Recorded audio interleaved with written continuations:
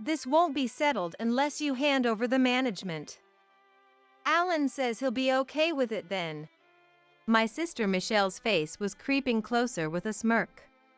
The thought of my beloved restaurant bar falling into Michelle's hands was unbearable. I am Chelsea, 56 years old. My children are grown and have left home, but I am actually a single mother. I run the restaurant bar I inherited from my parents, making a living from it. We have many customers from my mom's time. It's amazing to see Chell all grown up and taking over as the second generation. Many people say that to me.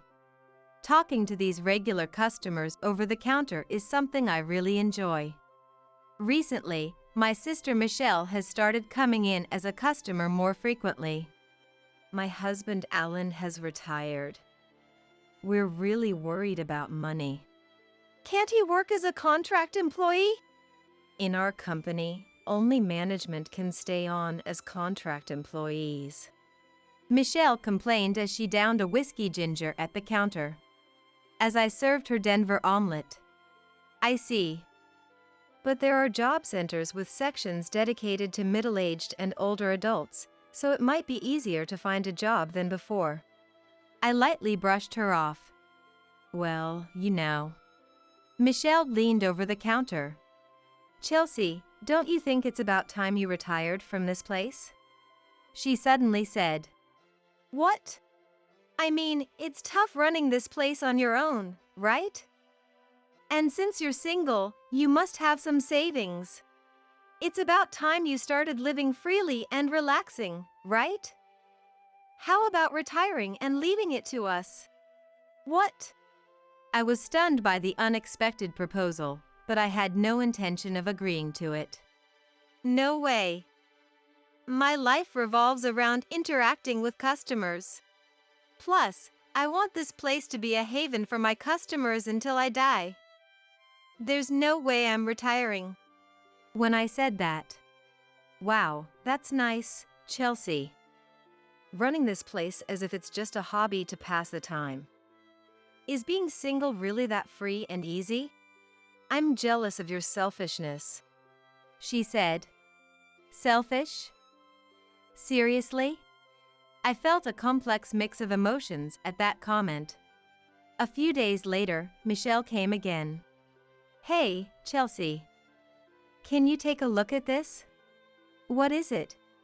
She showed me their bank account records over the counter. Look, this is all that's left. Huh. I couldn't believe she showed me that. On top of that, when Alan retires, there'll be no income. We're really in trouble.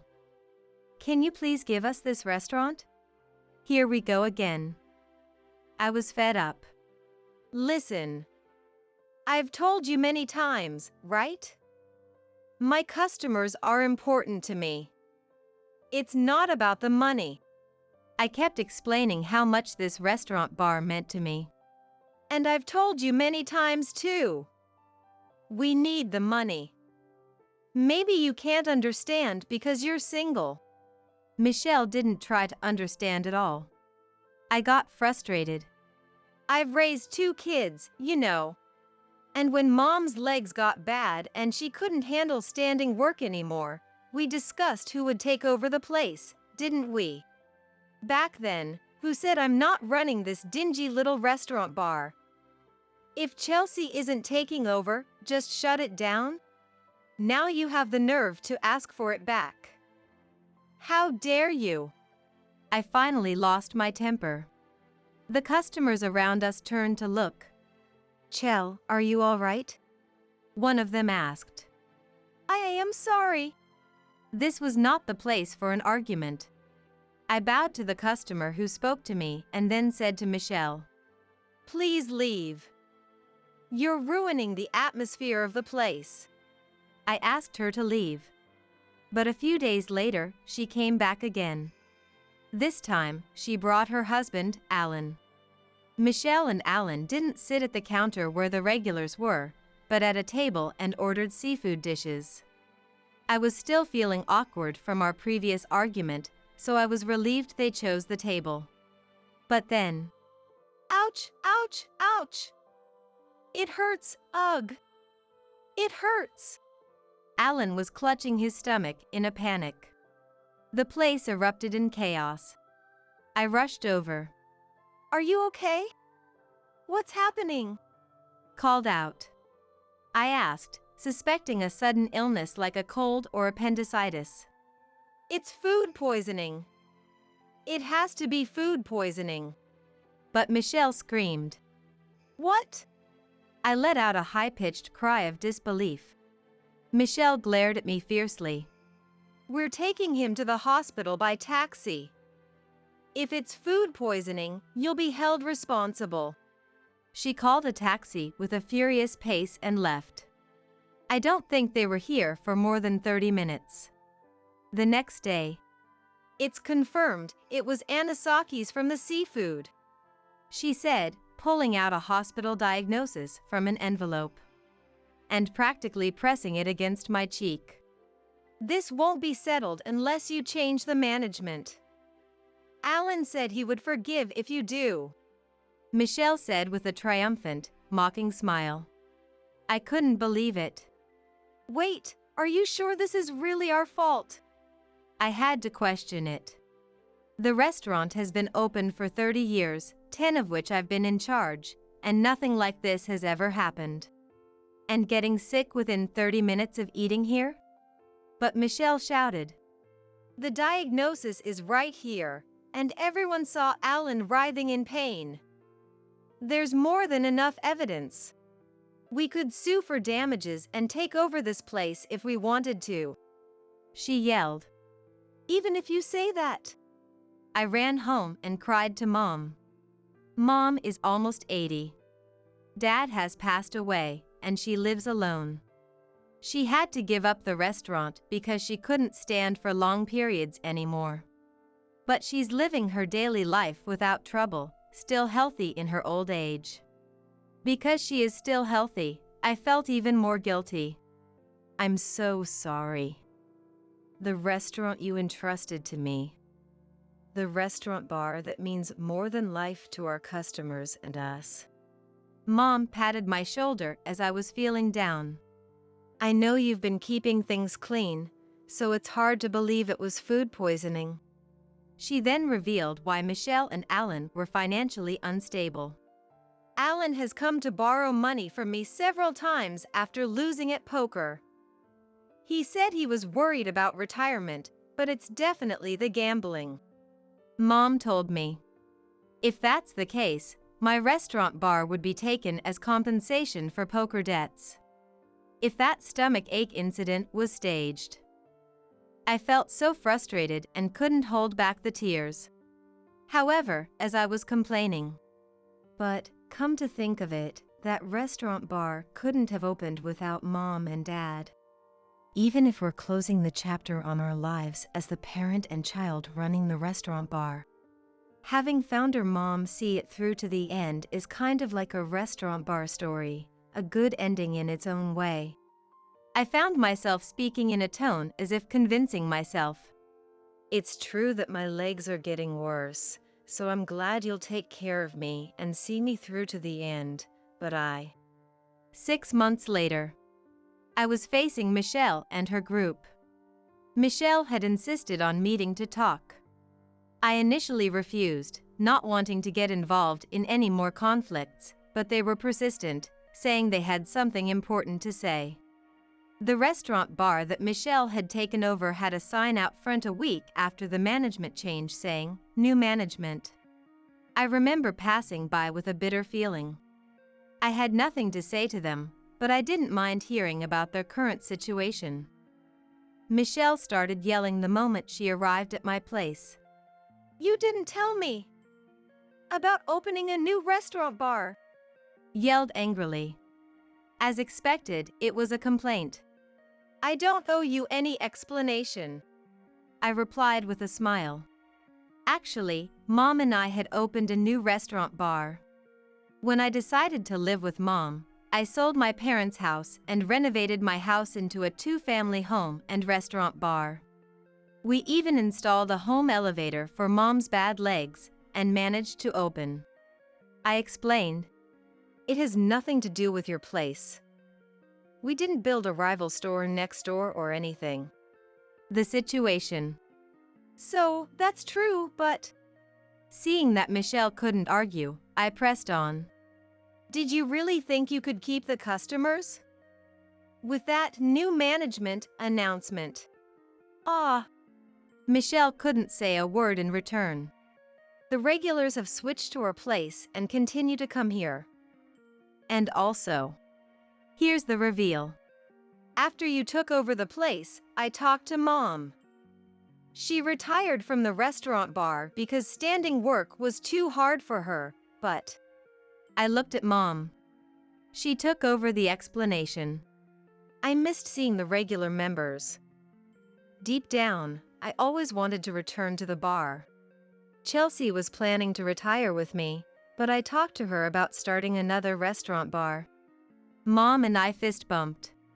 Yes, this new place is co-managed by Mom and me. And I told Michelle. So, Mom's familiar old men are back here. What? Michelle gasped. Don't you know? Connections help people. Now, we have customers from Mom's generation and my generation, and it's thriving. Michelle, who had been silent, raised her face with a deep expression of hatred. Chelsea, you stole my customers, and now my place is like a ghost town. That's a terrible thing to say. We just sent out announcements about the new restaurant bar. Well, it's true that customers quickly shifted to our place after that. At that moment, the door to the restaurant opened, and some men walked in. Customers! They were regulars from the old bar counter, people Michelle recognized. It's a closed day, right? One of the customers, looking puzzled. We know. We heard you were coming, so we thought we'd have a word. We heard from Big Mom that Chell was in trouble, said to Michelle. So, let's get straight to the point. The customers each took a seat on the bar stools at the counter. Tell us more about this food poisoning you claimed happened. Alan was firmly sandwiched between two customers on either side. Unable to move, Alan spoke. It was the fried tuna. I got hit by anisakis. It was so painful, I had to take a cab to the hospital. In a trembling voice. At those words, the customer who had been holding one of Alan's arms looked mischievously. I was there too, funny thing. I ate the same fried tuna and had no symptoms at all. And said. Another customer. Heating should kill anisakis, shouldn't it? And if they were using frozen tuna like they should have, the anisakis would have been gone before cooking. Chimed in. Completely false accusation, that. Mom delivered the final blow. But I did get a diagnosis. I showed it to Chelsea. Michelle insisted. Is that diagnosis real? We can have it authenticated. Another customer followed up. Michelle let out a strange sound and tried to step back, but with no space, her chair tipped over and she fell to the floor. And why didn't you call an ambulance if you were in so much pain? Mom asked. Good point. That's not the issue here, Michelle said, scrambling to her feet, trying to change the subject. No customers are coming. They were there the first week. So, we thought Chelsea was spreading some bad rumors about us. If she's doing such a cowardly thing, she better stop right now. We'll sue for business interference. She shouted loudly. It wasn't me, but a customer who answered. I loved the Denver omelet at that place, it was perfect. When Chell left, it went downhill. The Denver omelet was so bad, you couldn't enjoy a drink with it. Well, at least I can eat here now. If you listened this far, most people would understand, but Michelle and her crew who stole the restaurant bar from me might not get it. So, with anger. Are you kidding? Just owning the place doesn't mean you can run it. I thought you'd at least know the basics of a restaurant bar. If the food poisoning is a lie, that's a serious case of business interference. I said. Hey, where are you going? Apparently, Alan had tried to get up and run, but one of the customers held him down. With his head pressed down. I didn't think it would become such a big deal. Alan's voice cracked. Of course it's a big deal. You took over a restaurant bar that's more important than my life. At my words, Alan seemed completely shaken. Then I'll give back the restaurant bar. Is that okay? And said. Ha! I don't need it. This place is doing better than the old one. Plus, it's now accessible, so I could come back. Mom laughed mockingly. Never thought the restaurant bar with this mother-daughter duo would come back. Blessing in disguise. The restaurant was filled with applause and cheers from the customers. Then, two burly customers grabbed Alan by the arms. For now, let's take this fake diagnosis to the police. And they escorted him outside. Watching this, Michelle sank down powerlessly. Going down with Alan, who lost it all to poker. It's not like I don't care about my daughter, but stealing what Chelsea worked hard for is just too rotten. Mom told Michelle that she was cutting ties with her. In the end, that incident didn't turn into a criminal case, but as expected, the original restaurant bar was forced to close down.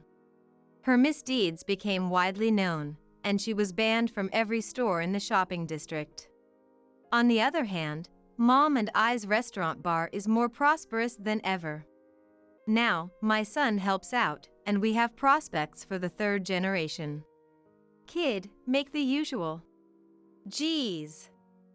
What's with calling me kid? I have a name, you know. My son retorts while making a Denver omelet. He's getting pretty close to our level. Mom laughs as she tastes the Denver omelet. It's a taste that spans 3 generations. Maybe our kids will become regulars too. Yeah, that's right.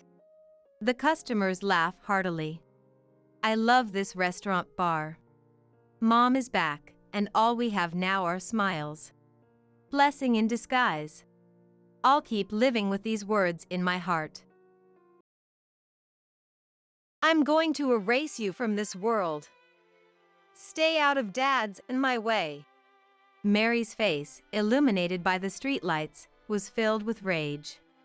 She slowly approached me, wildly waving the knife clutched in her hand. The night breeze blew, tousling our hair. Stop, please! I pleaded, but Mary wouldn't stop. I never thought a day like this would come. I thought I had been as cautious as possible, but now I found myself cornered. Please, calm down. Don't you think Dad would be heartbroken if he knew about this? No, he wouldn't. Heartbroken? Are you kidding me? He'd be thrilled.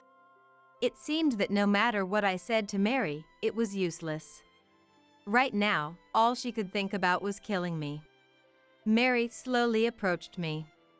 I took one step back, then another. I couldn't stall any longer. The only thing left to do was to resist somehow.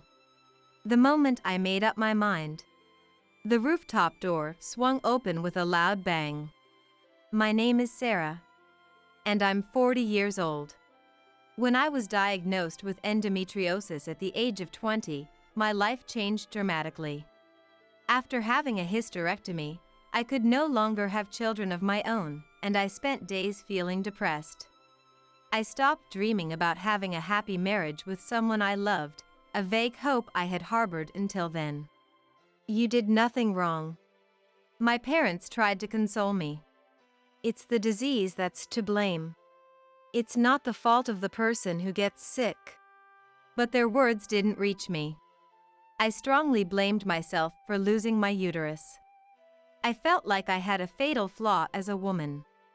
A turning point came when I was 38. A friend introduced me to a man. Anthony was a handsome businessman, 2 years older than me. Sarah, if it's okay with you, would you consider dating me with the intention of getting married? Is someone like me really good enough? Actually, I've heard about your infertility. It doesn't bother me. Besides, I have a daughter who's about to start middle school. I had already heard from a friend that Anthony had a child. His wife had apparently fallen from the balcony of their high-rise apartment and passed away the year before last, in the fall. He felt that he needed a partner to share his life with, especially for the sake of his teenage daughter. It was with this in mind that Anthony had decided to remarry. I was thrilled at the prospect. Having my own family and becoming a parent seemed like a dream come true. After accepting his proposal and dating for about 6 months, I married Anthony. I was happy to have such a wonderful, hardworking husband.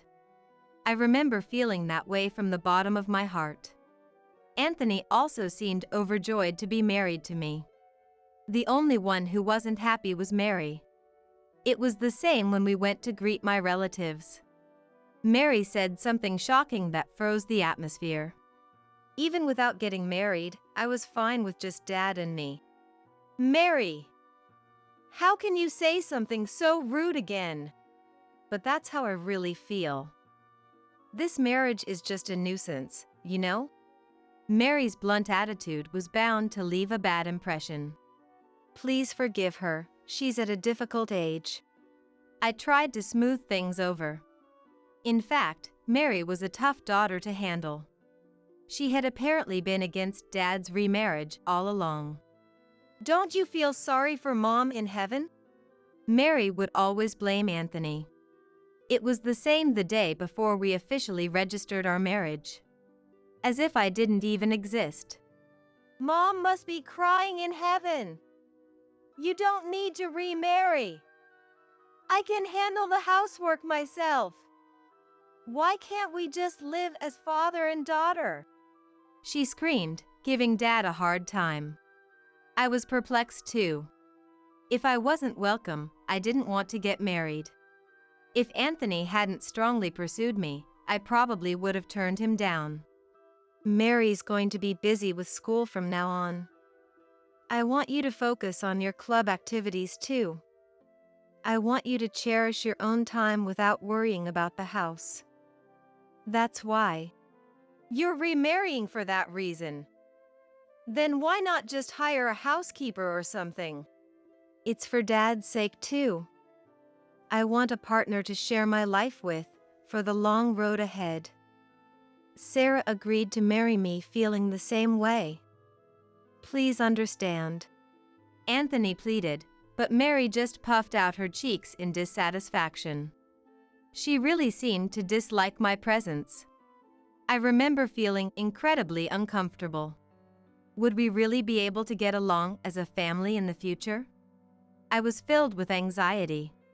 Living with a teenage girl requires a lot of care and attention. I realized that painfully and felt more than a little regret. Mary was even more difficult to handle than I had imagined. She ignored my greetings. She wouldn't respond when I tried to talk to her. And she often glared at me, with a terrifyingly scary look in her eyes. I heard Anthony scold her countless times when he couldn't stand it anymore. Mary, stop glaring like that. She's your mom, after all. Whose mom? My mom is in heaven. Are you saying that again? I suppose that may be true, but it's okay, Anthony. It is the truth. Don't blame Mary. I think we can gradually come to understand each other. We have plenty of time, after all. It was too naive to think we could hit it off right away. If I were in my daughter's position, how would I feel? If I wanted to improve our relationship, I had no choice but to take my time. I made up my mind and decided not to dwell on it even when Mary was cold to me. Even when she looked at me with hostile eyes, even when she complained to my face, I endured it with a smile. Mary's strong-willed nature was the real deal. She would get competitive with me at every turn. She tried to outdo me in every way, from cooking skills to cleaning efficiency. "Hey Dad, look at the omelet I made. It's way better than a certain someone's, right?" By a certain someone, do you mean Mom? Mary, I told you to stop trying to compare like that, didn't I? There's no point in comparing. Why? I'm proving that we'd be fine without this person around. Why can't you understand that? You're so stubborn, Dad. Mary. Stop pointing at Mom and calling her this person. Mary was still in middle school. It was only natural for her to be emotionally unstable at times. Getting angry or reacting emotionally was out of the question. I needed to handle this like an adult and take my time to get closer to her. I told Anthony that whenever an issue came up, "I'll be fine, so don't worry," I assured him. It must have been about 6 months after we got married. A big change came. Mary started smiling at me. Where did that sharp, hostile look in her eyes go? She would come up to me with a smile. "Good morning, Mom." And she'd say. My feelings had finally gotten through to her. I was genuinely happy. But it didn't take long for me to realize that her kindness was only superficial. "Mom, I'll help you prepare dinner too. Can I cut the carrots into small pieces?" "Sure, thanks. We're making stew, so cut the carrots a bit larger." "Oh. Oops, sorry. My hand slipped." "It's okay. Just make sure to grip the knife tightly." The knife had slipped out of Mary's hand and come flying towards me. I barely managed to dodge it, but one wrong move and I could have been seriously injured. Other times, kitchen scissors fell on my foot, or I almost got splashed with boiling water. I wanted to pat myself on the back for escaping unscathed. The worst was when I noticed something off about my drink. One holiday, when I was about to drink the coffee Mary had made for me, I smelled a distinctive citrusy scent. "Huh? This is..." "Hey, Anthony. Don't you think this coffee smells weird? We didn't change the beans, did we?" You're right, it does smell strange. But the one I'm drinking is fine." "Oh, sorry. It's probably my fault. I might have poured the coffee into Mom's cup without rinsing it properly after washing it. I'll brew a new one right away." "Oh, it's okay. Thanks, Mary. I can make it myself, don't worry." "Oh, really?" Mary said with a smile. But to me, that smile looked somehow sinister. Mary had likely mixed detergent into my coffee. It couldn't have just been a case of forgetting to rinse. She must have been disappointed that I didn't take a single sip. I was constantly on edge, not knowing what Mary might do to me. Sometimes I just wanted to be alone and give my mind a rest. One Saturday afternoon, I walked into my favorite cafe. I was happy to be married, but spending every day with Mary was too mentally draining. Anthony being on my side was my only saving grace. How long would these days go on? As I sipped my coffee, lost in thought, I sighed again and again. I'm not sure how long I sat there like that. Before I knew it, a customer had taken a seat behind the partition.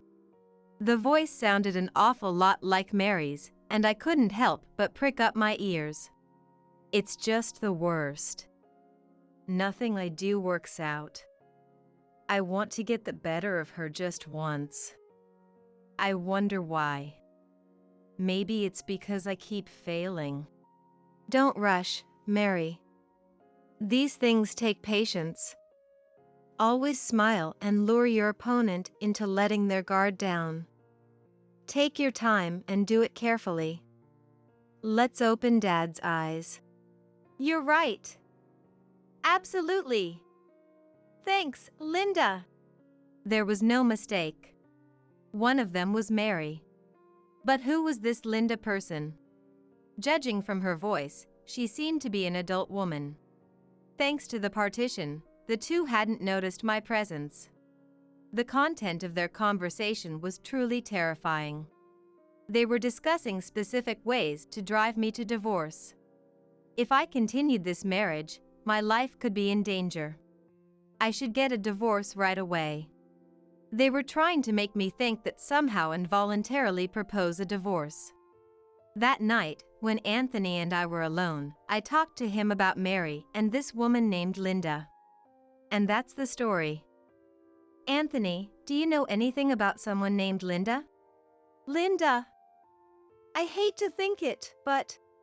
Anthony seemed to have an idea. He turned pale upon hearing the contents of their conversation. I'll try to casually ask her about it. Anthony promised me. Anyway, we have to avoid anything that could put Sarah's life in danger. Be as careful as possible around knives, things you put in your mouth, high places, walking on the street, things like that. Yeah, I will. It'd be scary if something happened. At the same time, I decided to investigate the other person on my own. I couldn't just sit back and take it. I had to be proactive in protecting myself. If something were to happen to me, there was a possibility that Mary and this Linda woman could become criminals. Linda aside, I wanted to protect Mary. That was my maternal instinct. A few days after that conversation, I got a message from Anthony saying, I have to work late. Then, after dinner, Mary invited me up to the rooftop. Apparently, she had heard from a friend that we could see a meteor shower tonight. We can see a meteor shower? I haven't heard anything about that. There don't seem to be any articles about it on news sites either. Let's just go and see. The rooftop of this high-rise condo is finally open to residents. It'd be a waste not to go. Right. Unable to refuse her forceful invitation, I headed to the rooftop with Mary. The city lights from the 25th floor looked beautiful, even on an ordinary night. But I didn't let my guard down. I had to be careful around high places. I tried to stay as far away from the fence as possible. Then, Mary gradually grew impatient. Mom, come over here. The night view from here is really gorgeous too. Thanks. But I'm fine, I can see it well from here.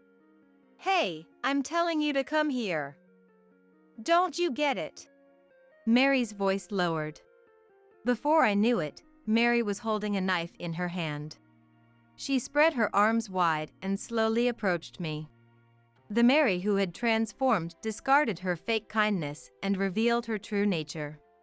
I'm going to erase you from this world. Stay out of Dad's and my way. The night breeze blew, tousling our hair. Mary's face, illuminated by the streetlights, was filled with rage. Stop, please. No matter how much I pleaded, Mary wouldn't stop. Please calm down. Don't you think Dad would be heartbroken if he knew about this? No, he wouldn't. Heartbroken? Are you kidding me? He'd be thrilled. It seemed that no matter what I said to Mary, it was useless. Right now, all she could think about was killing me. Mary slowly approached me.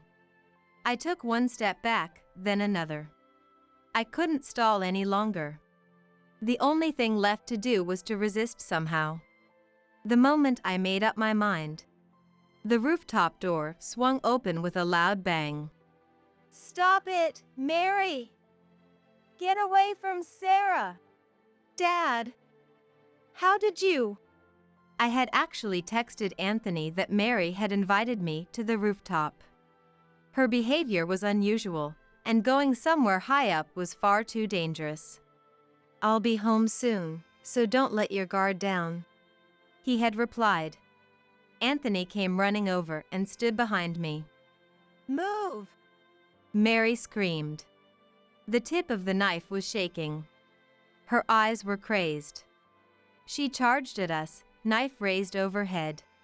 While shielding me, Anthony caught Mary as she swung the knife around and pushed her towards the fence. And then, to our shock, the fence came loose with a small clatter. Ah! No! Mary! It all happened in an instant. Mary, falling into the darkness below. The merciless sound of impact echoing through the high-rise condo's garden. We immediately called the police and an ambulance. But sadly, Mary couldn't be saved. Anthony, though clearly in agony, fulfilled his role as the family representative admirably. Many people rushed to attend Mary's funeral, friends, teachers, and more. Mary, who was always cheerful, frank, and popular at school. I deeply regretted not being able to save Mary before she lost her sanity. About a week after Mary's funeral, I called Linda to meet me at a cafe.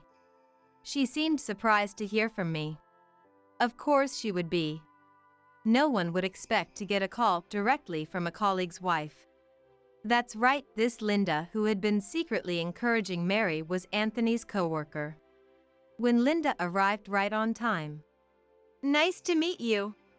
I greeted her with a simple, Mary seemed to be very close with you while she was alive. Huh? Oh, my condolences. She still had so much ahead of her, it's just… Yes, it's tragic. A fall from 100 meters up. Apparently the wire fence had come unhooked and the bolts on the posts had come loose. That fence Mary had leaned her weight against that day. It had been rigged to come off with just a bit of force. And not just in one spot, it seems the fences all across the rooftop were in that dangerous state. Mary must have been trying to corner me against that fence while threatening me with a knife.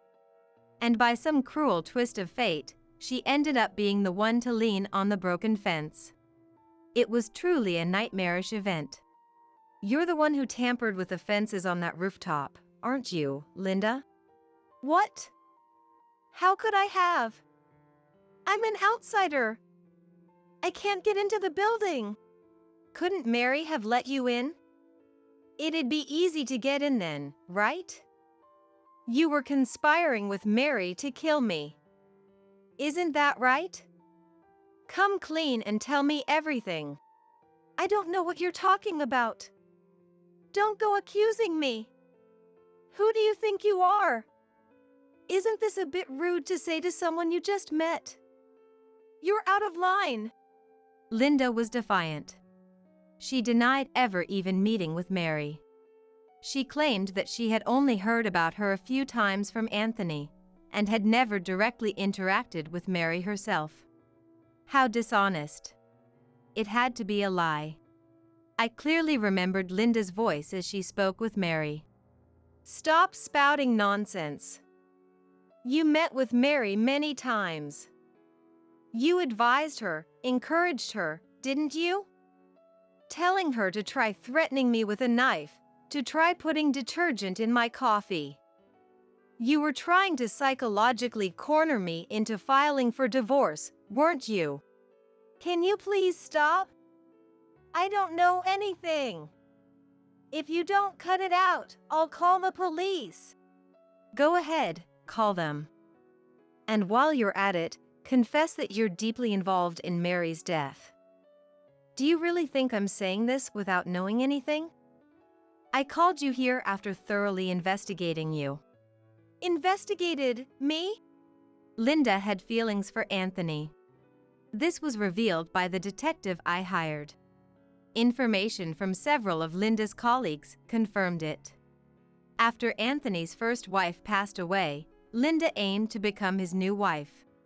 Unfortunately for Linda, I became the second wife instead. Frustrated, Linda secretly approached Mary, trying to win her over first. She noticed the darkness in Mary's heart and gave her advice to get rid of me. But in the end, Mary's plans backfired and she took her own life. Isn't that right? No, it's not.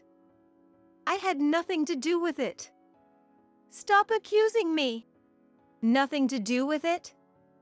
Stop lying. It's all written in Mary's diary. Linda, it details the advice you gave her. A diary? What are you talking about? Mary kept a diary. I think it's only natural for Linda to be surprised. Even Anthony and I didn't know she had one. It detailed her meetings and conversations with Linda. Anthony and I found the diary while sorting through her belongings and were shocked. Linda's instructions were specific and horrifying. Telling her to put foreign objects in our food is not something a sane person would advise. Moreover, the cafe's security cameras should have recorded you meeting with Mary. Matching the diary's dates will increase the credibility. The police will see that you advised Mary multiple times, trying to corner me. Please, don't call the police. Why not? Weren't you the one who suggested it? Mary's diary also mentioned the day Linda was invited to our condo. The two of them took time to tamper with the fence, planning my fall. That alone makes Linda's actions criminal. It's a case of property damage. The penalties for property damage include long-term imprisonment or hefty fines. When I explained this to Linda, she turned pale. You encouraged Mary to commit a crime. You must acknowledge that. Because of you, Mary ended up losing her life, and you can't deny your responsibility. But I just gave advice. I didn't actually do anything, so I can't be responsible. Have you heard of incitement? It's not just the person who commits the crime, but also the one who persuades or guides them to do it who is culpable. They face the same penalties as the perpetrator. I thought pushing her this far would make her confess. But I was wrong. Linda was surprisingly persistent. She denied having any interactions with Mary about committing crimes. That diary is full of lies. I never talked to Mary about anything illegal. I swear. I was just giving her advice about her love life. Love life? What do you mean? Mary! Mary was in love. I was just supporting her. I never discussed any crimes like the diary says. Really? Can you swear that's the absolute truth? It's the truth. Linda insisted. She said Mary was in love with a boy from her school. This was the first I heard of it. It was obviously a lie. Linda was so naive. She didn't understand how cornered she really was. If she thought Mary's diary was the only evidence we had, she was sorely mistaken. I fiddled with my phone and played a recording of Mary's voice. Failed again. That old hag is really sensitive to smells. I put bleach in her coffee, but she threw it out right away. So annoying. Yeah, the first time you put detergent in the coffee and failed, it made her suspicious. You need to be more careful next time. It was a conversation between Linda and Mary. Linda's face showed pure shock. She couldn't believe such a recording existed. She had no idea we had investigated her so thoroughly. I hired a private investigator to look into every detail about you. Linda, what did you just say? That you never discussed any crimes with Mary, right? Well, that might have been a lapse in memory. A lapse in memory? How do you confuse talking about putting bleach and detergent in coffee? Please, explain. Well, we talked about removing coffee stains. I guess the memories got mixed up. Linda's pathetic excuses infuriated me. Her deceit was infuriating. Linda had pushed Mary over the edge. Her guilt was enormous. Even if the world forgave her, Anthony and I never would. At that moment, a shadow appeared silently. Someone stood right behind Linda. A deep, ominous voice made Linda flinch. You lying woman! You are definitely partly to blame for Mary's death. Do you understand that? I will hate you forever, Linda. I will never forgive you. Never. Anthony! How long have you been there? No, it's not what you think. Linda turned around, her face turning pale. She saw Anthony's exhausted face. It was no wonder he looked so worn out. After all, he lost his daughter right in front of him. And it was triggered by his own contact with her. No amount of regret could ever be enough. Even after the funeral, Anthony continued to suffer. He had nightmares every night. He seemed to relive the moment he lost his precious daughter over and over in his dreams. Sitting beside me, Anthony looked up at Linda. Linda, do you have any idea what it feels like for a parent to lose their child right in front of them? Anthony, I'm so sorry. Sorry isn't going to cut it. Do you think saying sorry will make everything okay? Give me back Mary. We had our problems, but she was still my daughter. Anthony already knew Linda had tampered with the fence. If it weren't for that, Mary might still be alive today. And if she were alive, maybe we could have eventually reconciled. But that possibility was taken away from our family. Thinking about Anthony's pain, I couldn't stop my own tears. Linda, I deeply regret ever introducing you to Mary. If that hadn't happened, she wouldn't have kept in touch with you. I'm sorry. I'm sick of hearing apologies. Can't you say something more meaningful? I don't know how to apologize properly. I'm sorry. All she could do was beg for forgiveness. Linda was finally retracting her excuses and admitting her involvement. Just in case, I quietly started the voice recorder app on my phone. Do you understand how much I have suffered? Sure, my wife and Mary didn't get along. But we were trying to resolve it in our own way. Yes. I understand. I really do. Understand? That's rich. You meddled in another family's issues and made things worse with your words.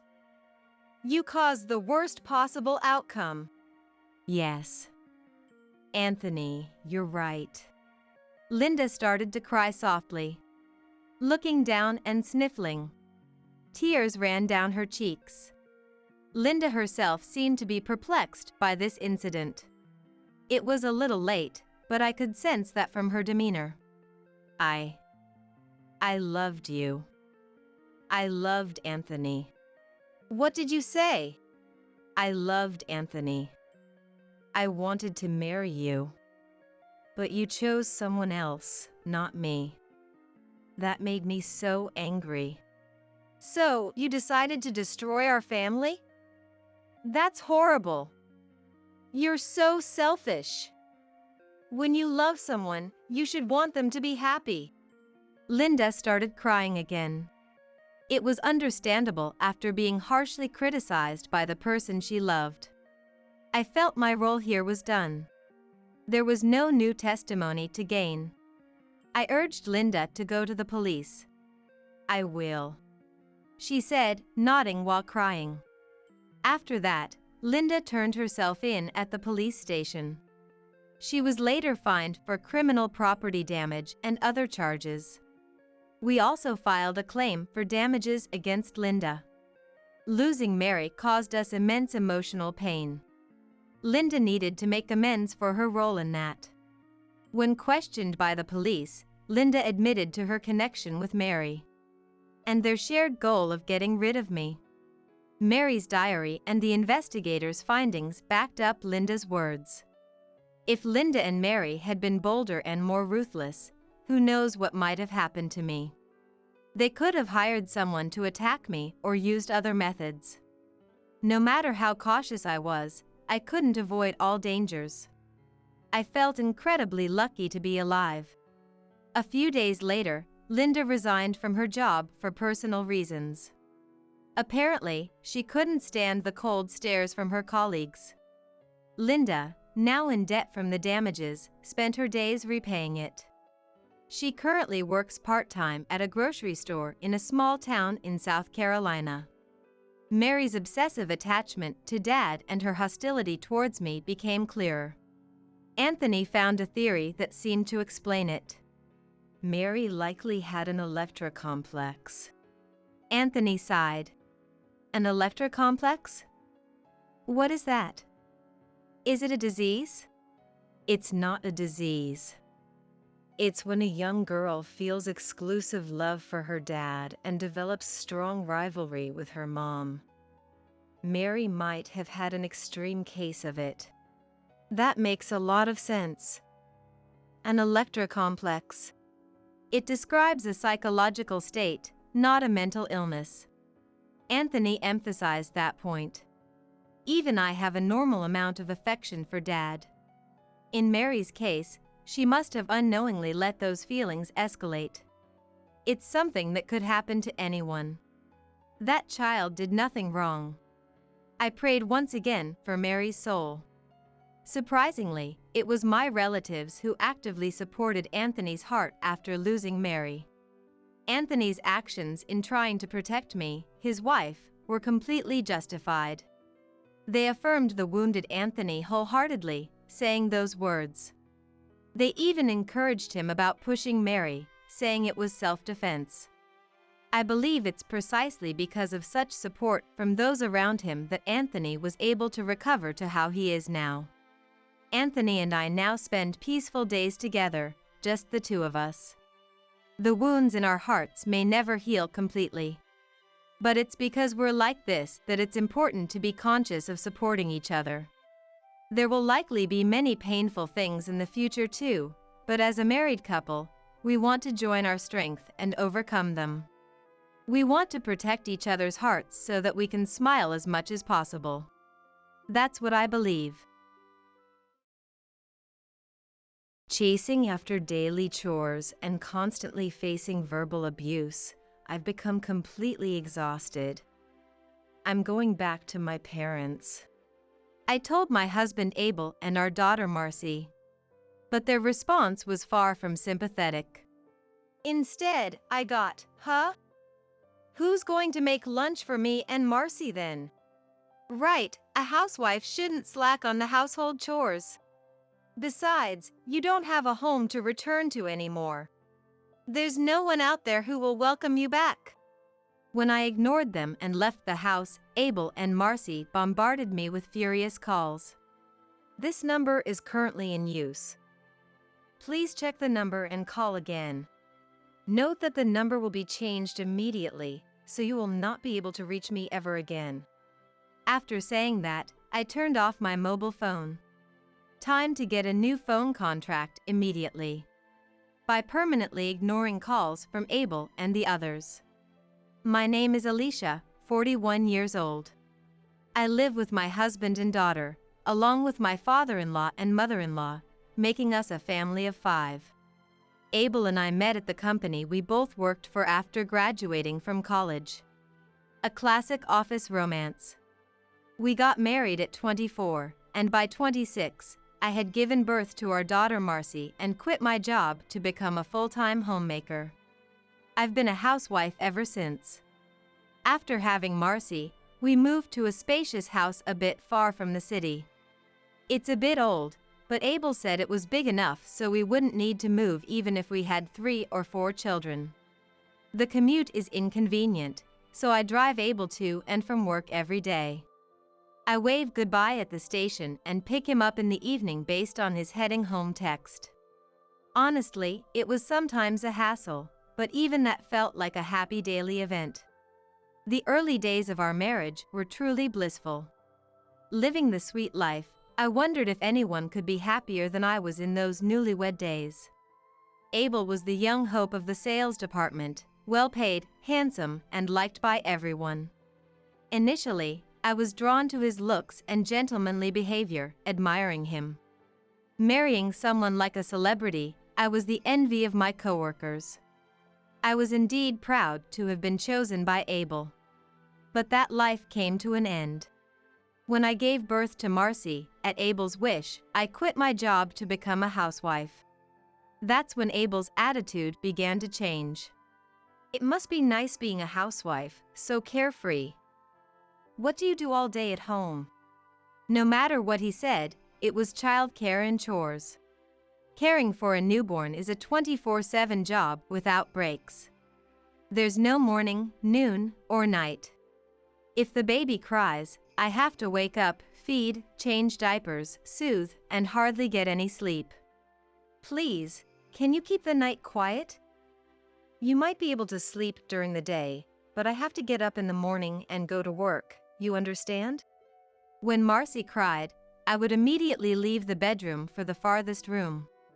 Sometimes, I even went outside and spent the night on a bench in the garden until morning. Despite this, Abel did show affection for Marcy and occasionally offered me comfort, which was enough for me to endure it all. Even with little sleep, Marcy's smile and Abel's thank you made all the fatigue vanish. My body was tired, but I still felt I was living a happy life. My life changed again when Marcy started elementary school. I'm thinking of inviting my parents to live with us. What do you think? Fortunately, we have enough room.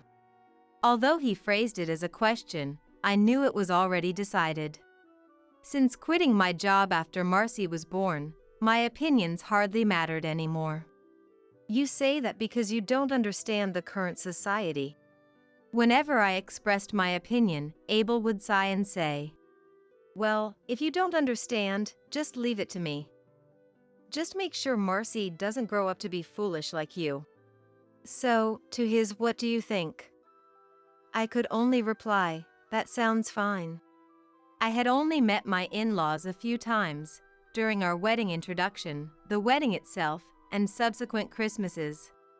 But they seemed like decent people, and I didn't foresee any issues living together.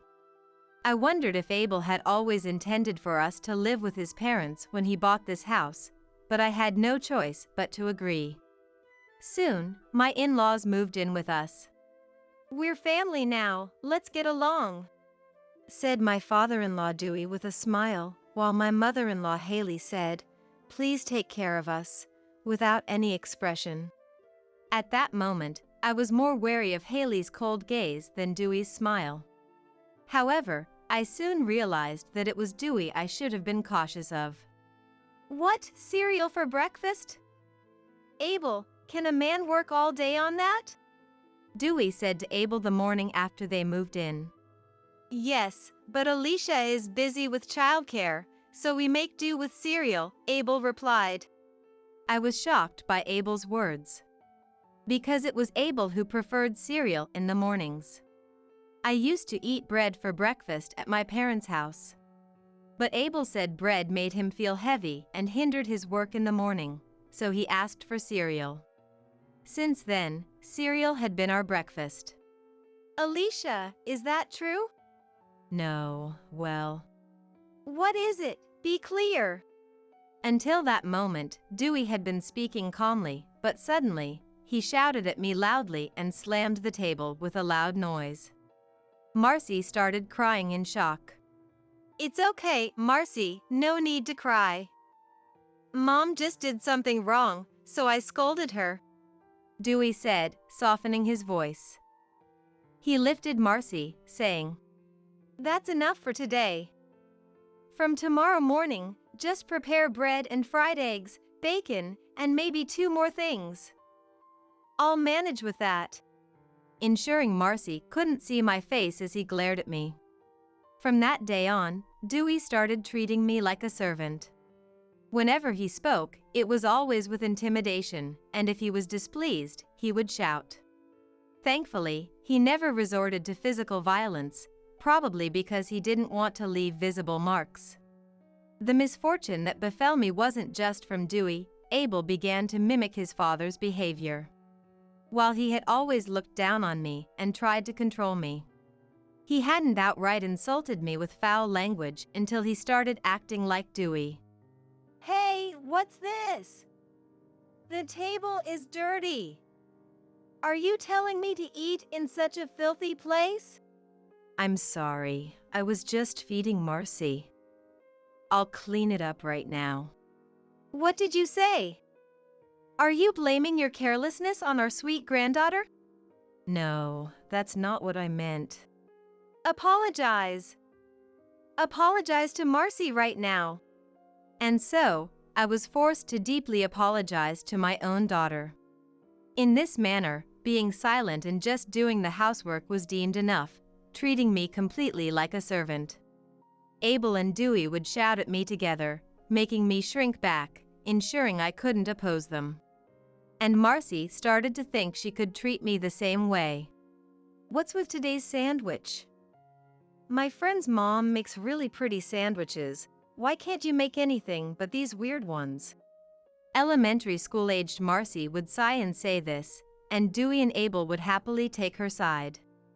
Now, the only person in this house who isn't against me is Haley, who just silently watches everything. Although I can't say Haley is an ally, the presence of someone who doesn't attack me in the house provides some comfort. This life continued for 10 years, and before I knew it, I had become a soulless servant, completely at the mercy of Dewey, Abel, and Marcy. One day, as usual, Dewey, Abel, and Marcy continued to berate me about how useless I was, only alive thanks to their support. Blaming myself for everything, believing I was incapable of doing anything right. I was preparing breakfast and lunch for the next day for the three of them, and ironing Abel's shirts and Marcy's clothes until late at night when Haley came to me and said, "Alicia, I think that's enough." "What is she talking about?" I didn't stop ironing but glanced at Haley's face for a moment. "You should escape as soon as you can, before you end up like me." It wasn't until she said that I finally stopped and looked up. I was just like you, at the mercy of Dewey, his father, and Abel. Just like you now, believing it was all my fault, that I had to try harder to be recognized. I was surprised. I had never had such a conversation with Haley. In fact, I realized I had never talked to Haley about personal matters beyond necessary household chores and errands. Despite living together for 10 years, Haley began to share bits of her life with me. She too was happy at first, just like me. In Haley's time, it was understood that women quit their jobs upon marriage, an unspoken agreement. And she had embraced her role as a housewife without question. Then, 2 years later, when Abel was born, the attitude of Dewey's father and Dewey himself began to change. Be grateful you don't have to work. Since you're a housewife, make sure the housework is perfect. Serve Abel like you would a king, you're the lowest in this house. She was continually told. Like me, Haley was told this repeatedly, made to believe it was right, and lived being constantly berated by her father-in-law, husband, and son. Ever since you came to this house and I saw you suffering the same fate as me, I thought I was finally being freed. I'm sorry. Haley apologized to me after saying this. From Haley's story, I learned that Dewey's family believes only their bloodline is noble and important. They think it's okay to oppress and use people like Haley and me, who are not related by blood, and treat us as servants. But to make sure you can't escape before that happens, they initially welcome you kindly. At the beginning of the marriage, Dewey and his father were so nice to me that I thought I was the happiest person in the world. It was the same for me. I thought I was the luckiest person in the world to have married Abel. Once they see you can't escape, they gradually reveal their true selves, and by the time you realize it, it's too late to do anything. That was true. I first started feeling uneasy after Marcy was born. Abel began to look down on me using Marcy. Marcy is cute because she looks like me. It's really good she doesn't resemble Mom. Abel indeed has a handsome face, falling into the category of narcissism. But I smiled it off, thinking every parent finds their child adorable. Marcy is really smart too. She must have gotten that from me. You shouldn't end up like Mom just because you're a girl. I was a bit irritated then, but convinced myself it was just his way of being sweet to Marcy. I wanted Marcy to be cute and smart too. What's this mess? Marcy could get hurt. Clean this up immediately.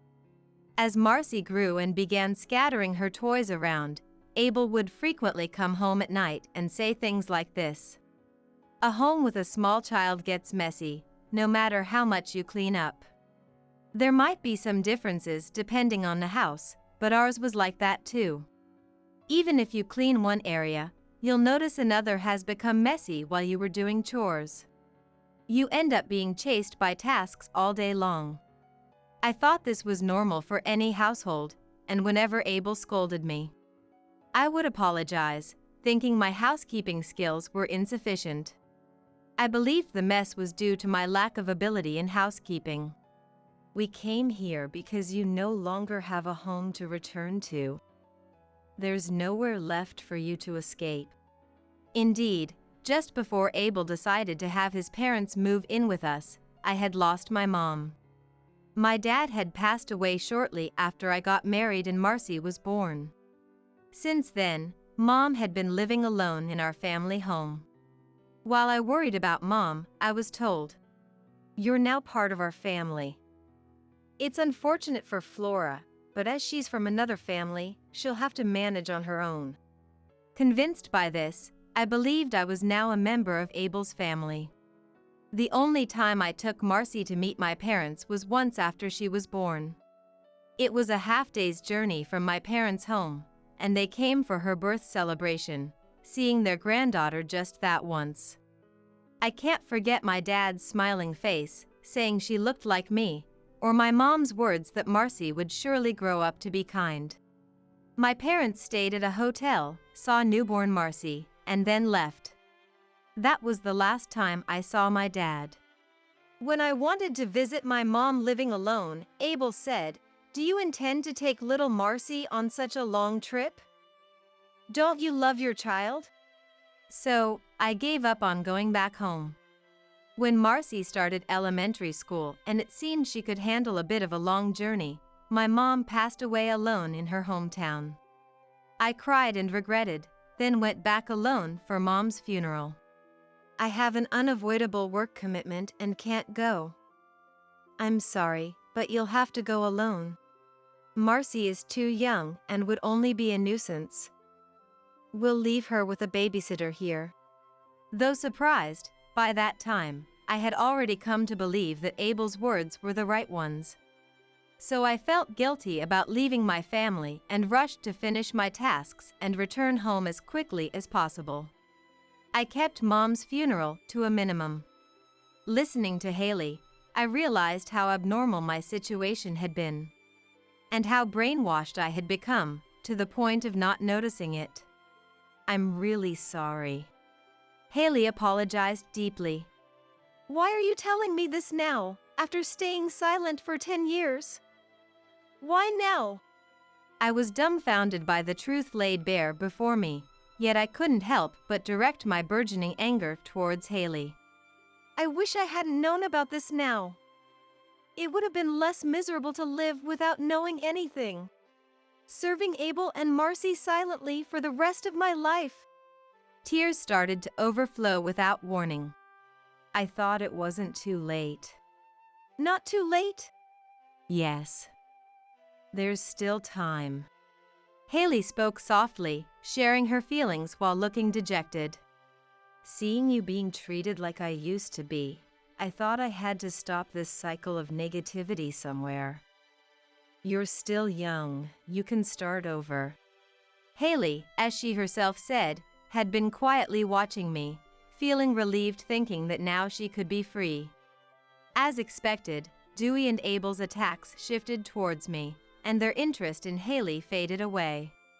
But gradually, seeing me, she started to see a reflection of herself and thought it was wrong. That she had to do something to help, yet she found it hard to take action. When you think about what your deceased parents would feel seeing you now, how do you think they'd feel knowing their precious daughter is being treated so poorly? Being reminded of my parents, I felt as if my heart was being seized. And then, when Marcy grows up, she might treat her husband the same way we've been treated, creating another victim. You would have to watch that person suffer as I have. I thought we must stop this cycle. I discussed with Haley what we should do next. And the time for action came. That weekend, on Saturday morning, Dewey left for an overnight trip with a friend, leaving the house empty. Abel and Marcy had plans to go to Abel's company barbecue on Sunday. After seeing Dewey off, they left me with these instructions. Make sure you prepare a meal that will impress everyone. Yeah, something that will appeal to the director's son would be good. It seems Marcy had fallen for the son of a director she met at a company social event. Right, we'll say Marcy helped make it. That should make the director's son fall for her. Hearing Abel's words, Marcy blushed. Watching just this interaction, you'd see a normal, beautiful young girl. But I realized she had grown into a person filled with the same poison as her father and grandfather. I couldn't help but sigh. What, got something to say? If you have a complaint, let's hear it. Really, just living off Dad, totally useless. I took off my apron and placed it on the table. Chasing after daily chores and constantly facing verbal abuse, I've become completely exhausted. I'm going back to my parents, I told Abel and Marcy. But instead of sympathy, their response was, Huh? Who's going to make our meals then? Right, a housewife shouldn't slack off on the chores. Besides, you don't have a home to return to anymore. There's no one out there who will welcome you back. They looked at each other and laughed at me as if I were a joke. Got it? I'll say it again. Prepare a meal that will amaze everyone. You can spend as much money as you need, get the expensive ingredients, I'll allow it. Normally, they'd check the shopping receipts and tell me to save more or that Haley and I should make do with cheaper things. But now they were being unreasonable. No, I won't make the meal, I said firmly. You're defying your husband? Yes. Then get out right now. Understood. Thank you for everything up to now. With that, I took my pre-packed bags and left the house. Abel and Marcy looked surprised, probably thinking I'd return soon. But there was no sign they intended to follow me. I walked a bit before calling a taxi and went to a hotel I had decided on beforehand. There, I smiled at someone who was already waiting. It's good for you. You made the right decision to leave. Yes, I don't know what would have happened if Dewey was there, but it was just the two of them, so I managed to leave. Haley had sneaked out of the room after Dewey left that morning and checked into the hotel ahead of me. Dewey is more suspicious than Abel and Marcy. If Dewey had been there, he wouldn't have allowed Haley to leave the room, nor would he have allowed me to say what I did. All that's left is to proceed as planned. With my own words finally reclaimed, I said this with a smile. We spent the day relaxing at the hotel, and the next morning, Haley and I headed to my parents' house. Even though no one lives there now, the house is still there. After traveling for half a day and arriving at the nostalgic house, tears involuntarily filled my eyes. If possible, I wished to have returned here while my parents were still alive. To be greeted with smiles. Let's clean up and make it a livable place again. Yes. We cleaned earnestly, turning the old house into a comfortable space. Doing chores for ourselves, instead of for those who never saw us as people, felt unbelievably satisfying. After a day of hard work, we took turns showering and then toasted with beer, feeling a satisfying tiredness. Freedom tastes so sweet. Haley smiled at me. That day, Haley had told me to escape alone. If they notice anything odd about you, they surely won't let you leave. They don't want you to escape.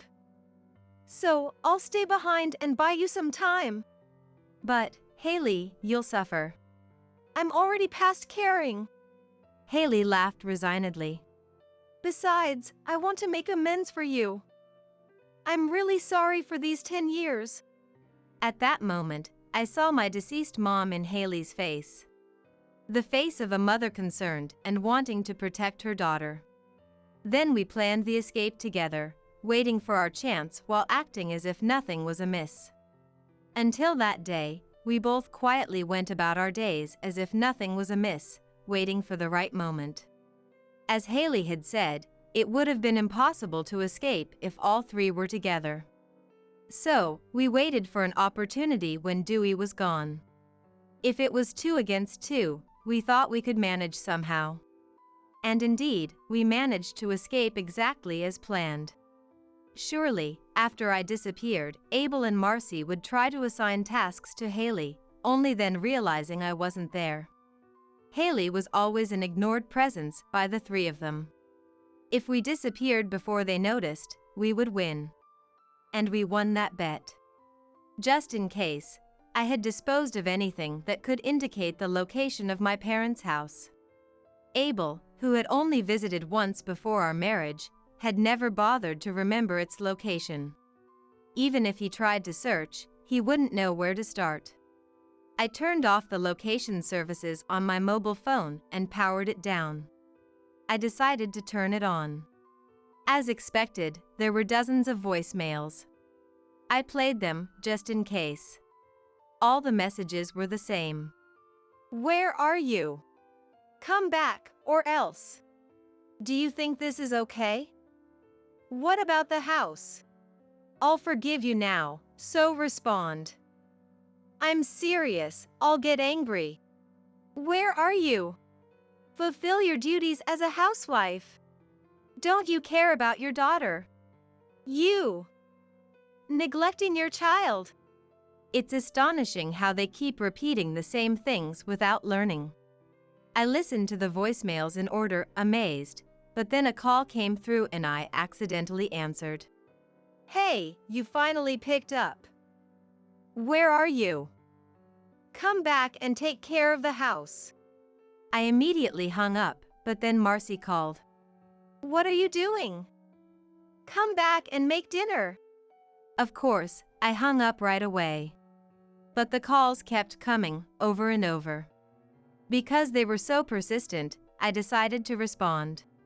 This number is currently in use. Please check the number and call again. Furthermore, the number will be changed immediately, so you will not be able to reach me ever again. After saying that, I turned off my mobile phone. Time to get a new phone contract immediately. Soon after, I decided to sell that house.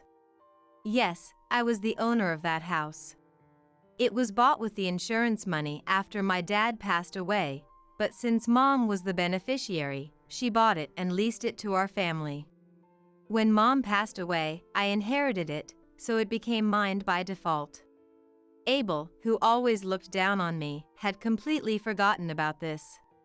Perhaps he also forgot because, despite calling it a lease, he never actually paid any rent. I received a call from the real estate agent handling the sale, and though Abel tried to contact me in a fury, I informed them that any further communications would go through my lawyer, and then I canceled my old mobile phone. I played my last card by sending them the recordings of Abel and his friend's verbal abuse left on that mobile phone, offering mercy by saying I wouldn't take it to court if they just left immediately. Abel and Dewey, I couldn't care less about. But Marcy, she's still my daughter. I wanted to keep a door open for Marcy, in case she decided to change her ways. Despite some resistance from Abel and Dewey, they eventually agreed to the divorce. They didn't want a court battle, and it seemed they only really cared about their blood relatives. Anyone else being out of the picture didn't bother them. The fear of their abusive words, recorded after I woke up, becoming public might have also played a big part. After all, Abel and Dewey always cared a lot about their public image. They wanted to avoid any further damage to their reputation.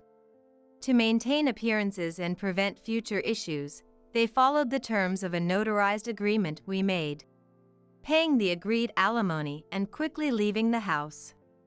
Abel had quite a bit to say about expecting to receive half the money from selling the house, but the inheritance I received was mine. And no amount of complaining from him would change that it wasn't subject to division. Thus, I was able to start a new life with Haley. At first, Haley hesitated, saying, "I was part of the reason you suffered." But if Haley hadn't told me to run away back then, I'd still be living a humiliating life. For that alone, I'm grateful.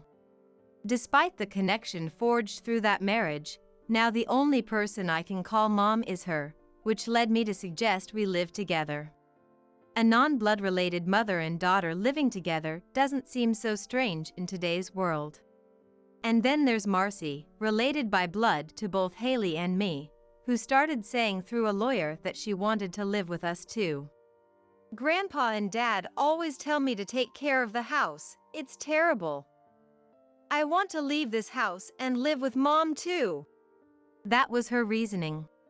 Essentially, she didn't want to deal with household chores or errands, and that's why she wanted to live with me. This wasn't right. I decided to push Marcy away with a heavy heart. Living together now would only have Marcy repeating the same behaviors as Dewey and Abel. If Marcy truly realizes her mistakes and decides to change, I'll welcome her with open arms. I believe that's also a form of maternal love. For now, Marcy and I only communicate through letters via a lawyer. Her letters are filled with complaints and grievances against Dewey and Abel, along with resentments towards Haley and me for leaving. But I'm waiting for the day when the content of those letters changes, and we can meet face to face as family again. Even if it's difficult now, I look forward to the day, filling each day with pieces that connect us. I believe that day will come. By then, Haley, who isn't related by blood, and I will have Marcy as a bridge connecting us. "Looks like you might get disliked by Dad for that facial burn," came a mocking laugh from Lauren, my stepchild, over the phone as I stood frozen in front of the blazing flames. What does she mean by a burn? I couldn't comprehend and responded, "What? I'm out and about, unharmed." "Huh?" This time, it was Lauren making a foolish sound on the other end. "What do you mean I got burned? What do you know? Could it be?" Realizing Lauren's intentions, I felt a chill down my spine. "Pretending won't help. I don't want to meet you with her face burned. Get a divorce from Dad soon." Lauren seemed to think I was acting, starting to make selfish demands. At that moment, I realized Lauren had plotted and executed various schemes. Unforgivable. To do all this and not have any remorse. I clenched my mobile phone, feeling my heart pounding fiercely. My name is Samantha. A 40-year-old housewife. I live with my husband James, whom I married a year ago, and his stepchild, Lauren. I met James through a marriage agency. After graduating from college, I focused on my career until my late 30s. Not many women of my generation were so committed to their jobs. Many quit early after getting married or having children. Engrossed in my work, I suddenly realized most of my friends were married, leaving me feeling left behind. Maybe it's time to look for a marriage partner? Prompted by my mom's words, I finally registered with a marriage agency. The person in charge, Given your age, we might have to introduce you to someone a bit older. Is that okay? at the agency said. Right, the younger ones are more popular. I came to realize this obvious fact. I nodded to the consultant's words and was introduced to several men. It was hard to find my ideal man.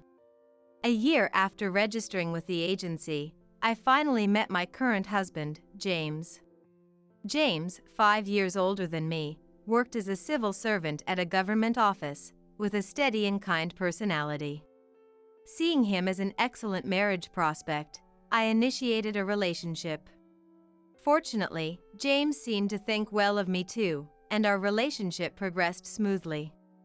A year later, we were talking about getting married. Actually, I have a child. James revealed as the word marriage frequently came up in our conversations. Is that so? Sorry for keeping it quiet.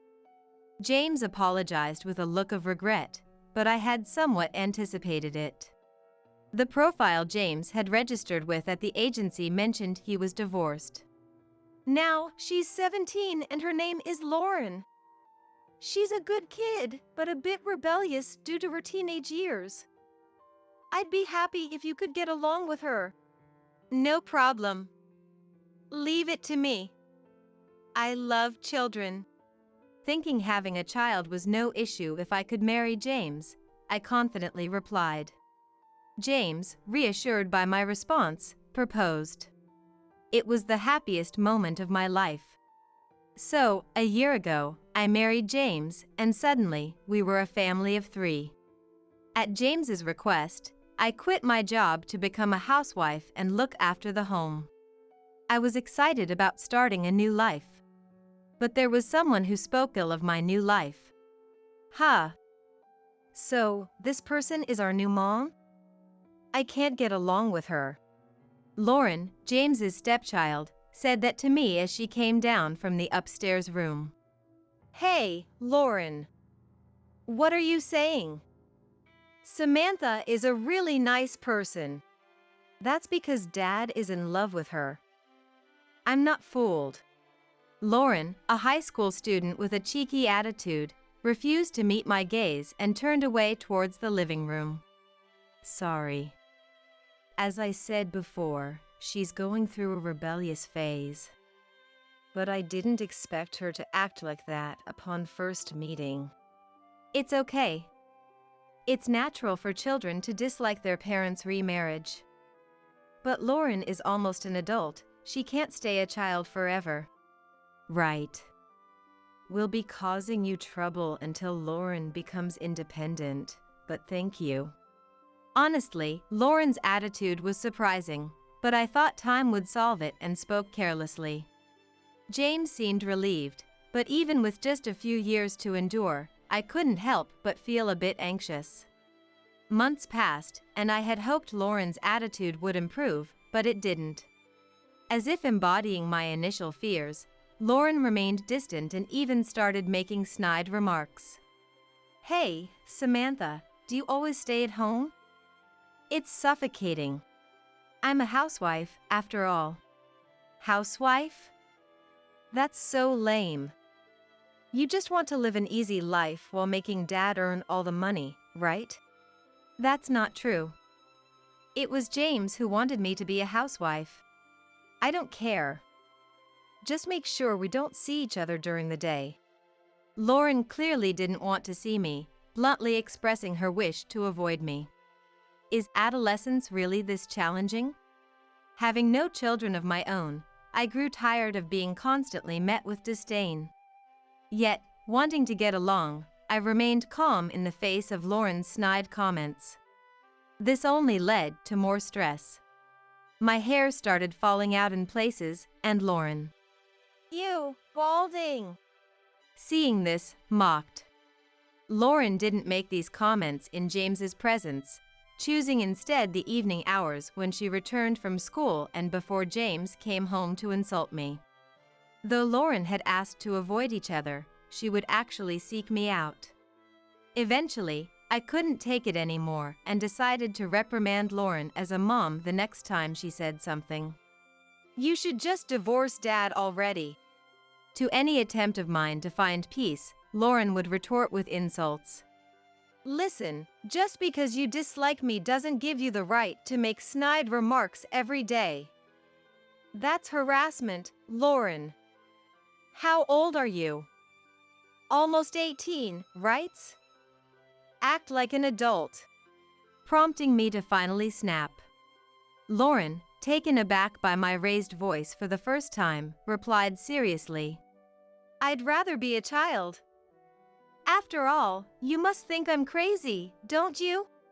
With that, Lauren stormed off to her room. James. That night, overwhelmed by everything, I talked to James about Lauren. Lauren seemed to be on the phone with friends, her laughter echoing. Despite it being unrelated, I felt mocked and tears naturally started flowing. What's wrong? Seeing me cry, James was surprised and handed me a tissue. After wiping my tears and nose, I decided to tell James everything. So, Lauren has been treating you like that? It's been the same attitude all along. I thought I could endure it for a while, but it's been too much. Remembering the insults hurled at me by Lauren made me cry, despite feeling foolish for crying as an adult. James sighed deeply. Sorry. And apologized. Actually, Lauren was harassed by my previous wife. That's why I initiated the divorce. I didn't realize the trouble during the daytime when I wasn't home. Probably, Lauren fears you might do the same. I had no idea. That's what happened? James's confession pained my heart. Understanding Lauren's wariness, given her past with the former wife, made sense. But it's too much. You're different from my ex-wife.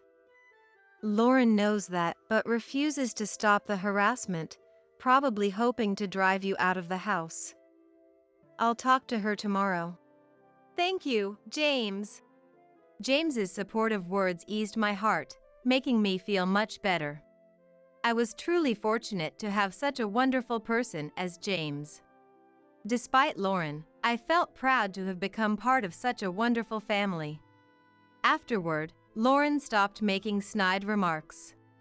James's lecture must have hit hard. Though still a high schooler. Lauren is just a child who must listen to her dad. A wise decision, I thought. Finally, a sense of peace returned. And my hair started to regrow. Then, as a result, I stopped speaking to Lauren altogether and felt anxious. Sometimes, Lauren would look at me with dark eyes, as if she wanted to say something. That just made me worry more. Could it be that Lauren was secretly planning to kick me out of the house? I got chills thinking there might be some dark emotion swirling behind those eyes. My bad feeling turned out to be right. Today, a year after marrying James, a major incident occurred. I had been feeling a bit off since the morning. Samantha, are you catching a cold? Don't pass it to me. Lauren coldly snapped at me, but I brushed it off as usual and ignored her. Maybe you're just tired. Take it easy until you feel better. Thank you. James's kind words touched my heart. I prayed for a quick recovery. Perhaps my prayers were answered, for after lying in bed for a while, I felt better before noon. Unusually, I had plans to meet up with high school friends during the day, so feeling better, I went out. Catching up with friends I hadn't seen in a while was exciting, and we parted ways at 5 p.m. Everyone has their own families, so we agreed to head home before dinner. I realized I needed to do some shopping at the supermarket and hurried to get it done and head home. What's that? As I got close to home, I noticed the sound of fire engine sirens. Is there a fire somewhere? I wondered, only to find out it was my house that was burning. Samantha, have you been out? Your house is on fire. It's terrible. Stopped by a neighbor, I was speechless. People were gathered around my home. Black smoke and flames were rising from the second-floor bedroom, and I felt dizzy with shock. What's going on? I frantically tried to contact James, thinking he might be at work, unaware of anything. I also needed to contact Lauren. I tried calling James first, but he didn't answer. He must be busy with work. It's unfortunate, but I had no choice. I was about to call Lauren when my phone rang. It's time. My mobile phone announced an incoming call. Seeing Lauren's name, I hastily answered. Lauren, something terrible has happened. I had to inform Lauren of the emergency right away. Oh, I heard. A fire, right? Eh? You know about it? Lauren somehow knew about the fire, which saved me the trouble of explaining, but I couldn't help but wonder. Looks like a nasty burn on the face might make Dad hate you, Lauren said with a nasty laugh, uttering something horrendous. Burns? What does she mean? I responded immediately. Eh? I was out and am unharmed though? Huh? This time, Lauren sounded foolish over the phone. Me, burned? What do you know? Could it be? I realized Lauren's intentions and felt a chill down my spine. Pretending won't help. I don't want to meet you with your face burned. Just divorced Dad already. Thinking I was pretending, she started making selfish demands. I realized then that Lauren had plotted and executed various schemes. Unforgivable. To do all this and not show any remorse. I clenched my phone tightly, feeling my heart pounding fiercely. Excuse me, are you from this house?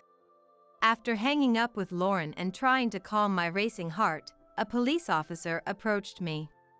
Yes, that's right. Is that so?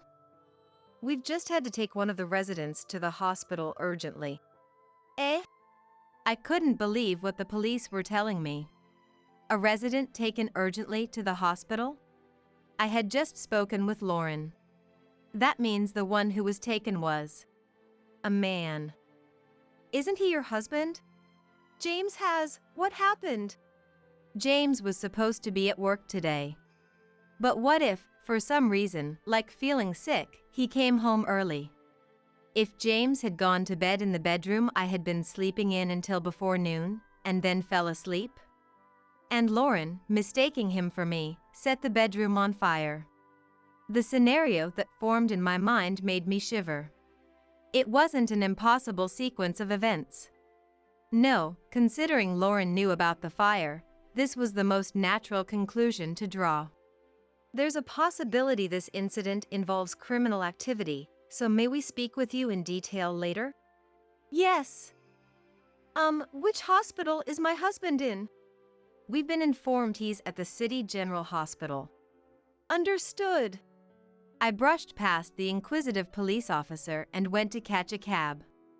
I needed to check on James's well-being first.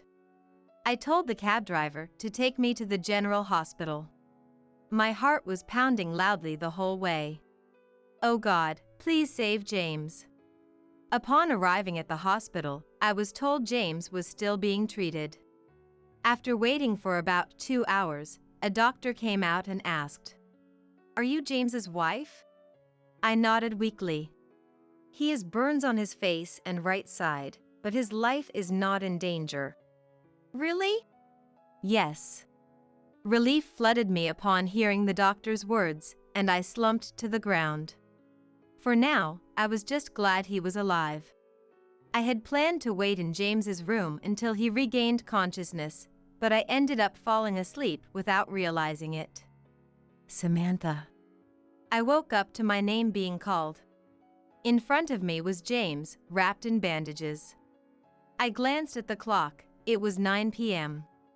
Surprisingly, I had only slept for about an hour. James, I'm so glad you're safe. I couldn't find any other words to say, just relieved that James was alive. Today, I felt sick at work, came home to sleep, and when I woke up, I smelled something burning and saw flames in the room. James recalled the day's events, shivering with fear. I hugged him. You don't have to push yourself. Saying, who could have done such a thing? That's... As James voiced the obvious question and I was about to answer, the door to the room opened. Excuse me. Entering with an inappropriately cheerful voice was unmistakably the arsonist, Lauren. Samantha, lying about being out is useless. You were actually brought in with severe burns, weren't you? Lauren said this, catching sight of me and James. Her eyes suddenly widening. Huh? What? Why is Dad? Seeing James wrapped like a mummy in bandages, Lauren screamed, clearly confused by the unexpected turn of events. It's a lie, right? Samantha was the one sleeping in the bedroom today, right? Why is Dad burned? Watching Lauren panic, I sighed. Realizing the arsonist was indeed Lauren. She had attempted to set fire targeting me, but it was James who was actually sleeping there. She must have acted without even seeing the face of the person sleeping. That's why James ended up burned instead of me. Lauren, did you set the fire? Is that it? Even wrapped in bandages, James's voice carried a commanding dignity, causing Lauren to shrink back. Yes.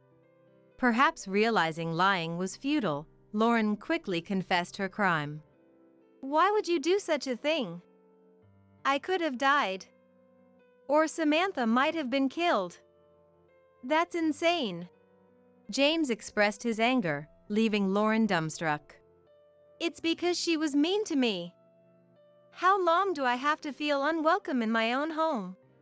Lauren ranted. I couldn't let Lauren's accusation go unchallenged and began to carefully refute her. Lauren, when have I ever been mean to you? From the beginning. You didn't want me around, did you? I've never thought that. In fact, knowing about you, I was looking forward to it since I had given up on having children at my age. That's a lie. Lauren stubbornly denied my explanation. Why was she so obstinate? Why do I always have to be the one to give in? It was fine just with Dad and me, but then woman after woman comes, and I have to endure being mistreated? Finally, Lauren covered her face with her hands and cried. Despite her tough exterior, Lauren was still a child. I stopped James from scolding her and gently rubbed Lauren's back. James told me. Your previous mom used to harass you, didn't she? That must have been hard. Lauren's eyes sparkled as I spoke. Yeah. I was told repeatedly that it would be better if I didn't exist. Hearing Lauren recount her past brought pain to my heart. I see. So it's understandable that you'd be wary of me. But have I ever been mean to Lauren even once? After a moment of thought, Lauren weakly shook her head. No. Right. So, what happened today was entirely Lauren's fault. Trying to hurt an innocent person. You need to go to the police. And tell them everything just like now. Why you set the fire, everything. Understand? Lauren, seemingly out of energy to argue back, just nodded slightly. Seeing Lauren continue to cry, James also gave up on saying anything and just quietly watched her until she stopped crying. The next day, I went to the police with Lauren and explained everything that had happened. Lauren was downcast throughout and answered the police's questions honestly. She's still a child, but nearly an adult. It's important that the police decide the severity of her punishment and that she learns to reflect on her actions. Though I couldn't forgive the harassment Lauren had done to me until now, I thought it would gradually be cleansed away if she received proper legal judgment. I'm really sorry for frightening you. Yes. It was certainly scary, but if you're willing to reflect, then that's enough for me. Is that so? I also hadn't considered Lauren's feelings enough, so once we return from the police, I think we should all have a proper talk.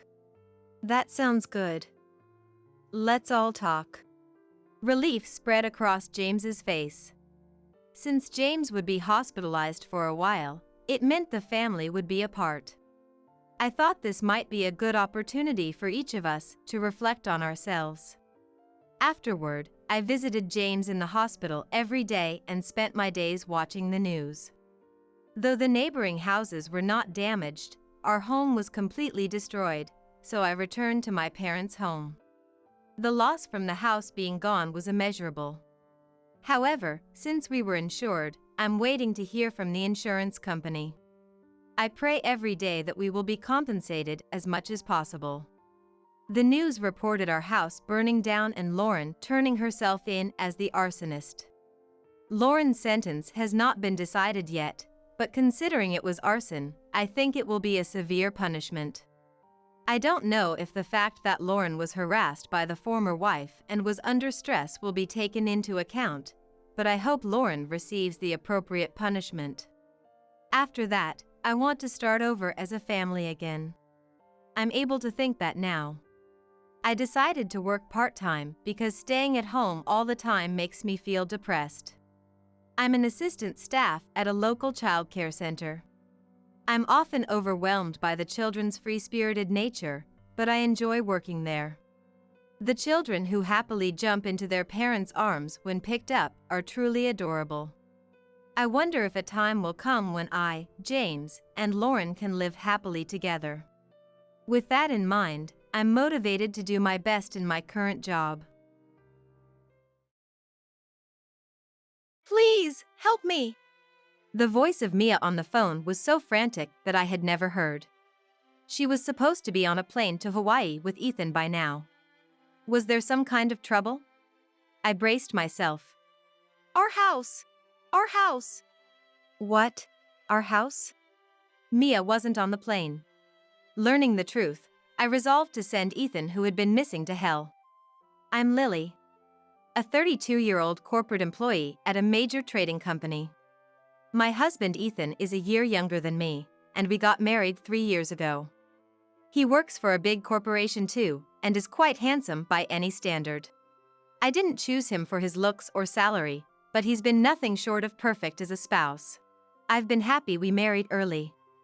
Our marriage was smooth sailing, but then, out of nowhere, Ethan quit his job recently. According to him, he couldn't give up his dream of becoming a writer and needed to submit lots of manuscripts for competitions to debut. I told him, "You can write after work on weekdays or on weekends." But my words fell on deaf ears. Instead of focusing on his health after quitting, he's been mostly sleeping at home, almost like he's unemployed. Hey, if you're going to be at home, at least do some housework. If I do the housework, I'll have no time to write my manuscript. You're just sleeping all day anyway. I was fed up with this repetitive argument. Not working, not doing house chores, just sleeping. My patience with Ethan was wearing thin, and I started considering divorce. But thinking about my good income, Ethan's remaining savings, and most of all, Mia, Ethan's mother, who was overjoyed about our marriage, made it hard to take that step. Mia raised Ethan alone and dotes on him as he has no siblings. She was thrilled about our marriage, treating me like her own daughter. However, since Ethan quit his job, Mia started to act awkwardly around me. She often didn't respond to my messages. It was clear she was avoiding me, and I couldn't figure out why.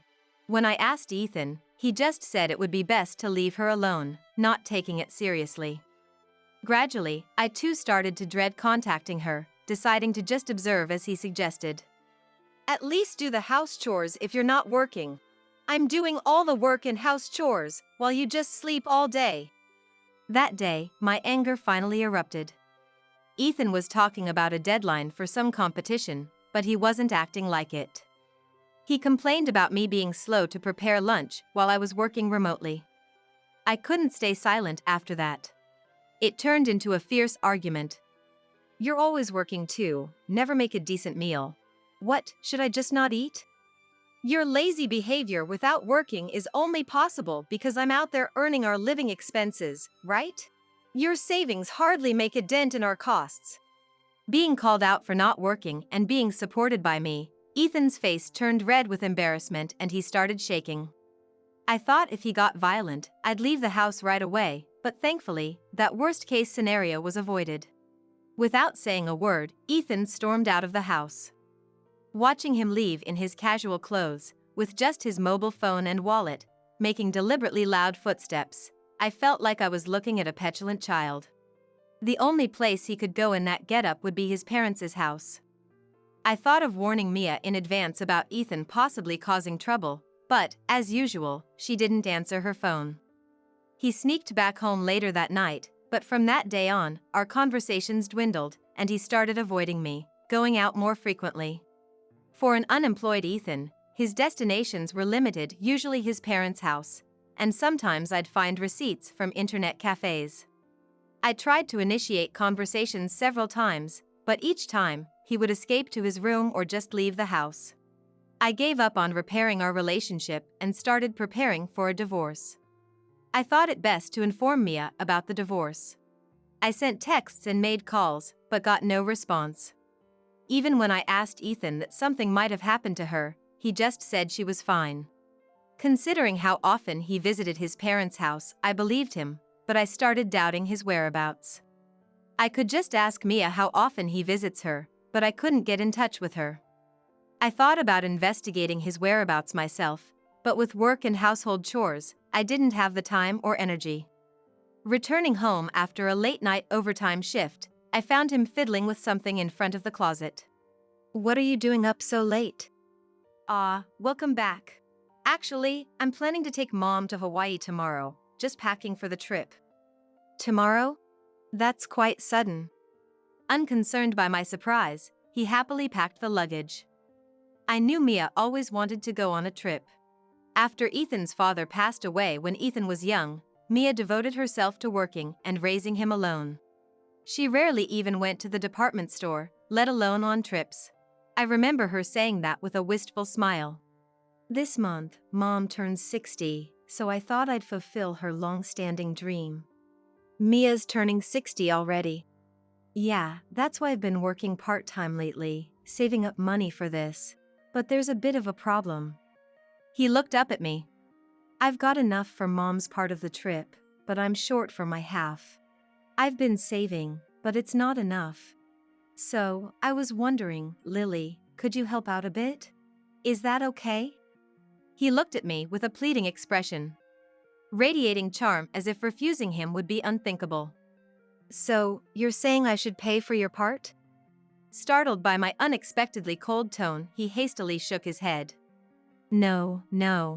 Just lend me the money. I'll pay it back after the trip." "And you're not going to fail to pay me back because you can't find a job, right?" I glared at him, and he looked suspiciously guilty. I was astounded by his audacity. "I won't do that. Trust me, I can even write a commitment form if you want." "All right, let's do that." I pulled a piece of paper and a pen towards me. "After the trip, you'll get a full-time job and start paying it back. No part-time jobs, understood?" He grudgingly agreed, though he seemed reluctant. "And if you can't pay back, we'll divorce. We'll settle it in court with a third party." "Divorce?" He looked visibly unsettled. Maybe the reality of divorce hit him hard. Still, when I insisted I wouldn't lend him the money unless he agreed to these terms, he reluctantly accepted. I wrote down the conditions and the amount, and had Ethan sign it. "Make sure you pay it back." I know. I made a copy of the agreement and handed it to Ethan. It might be a good idea to show it to Mia if I get a chance. Feeling exhausted, I left him by the closet and went to bed. I intended to see him off, but he must have left early. When I woke up to go to work, he and his luggage were already gone. Thanks to yesterday's overtime, my workload today was light. I could finish my work in the morning and take a half day off. I planned to enjoy life without Ethan to the fullest.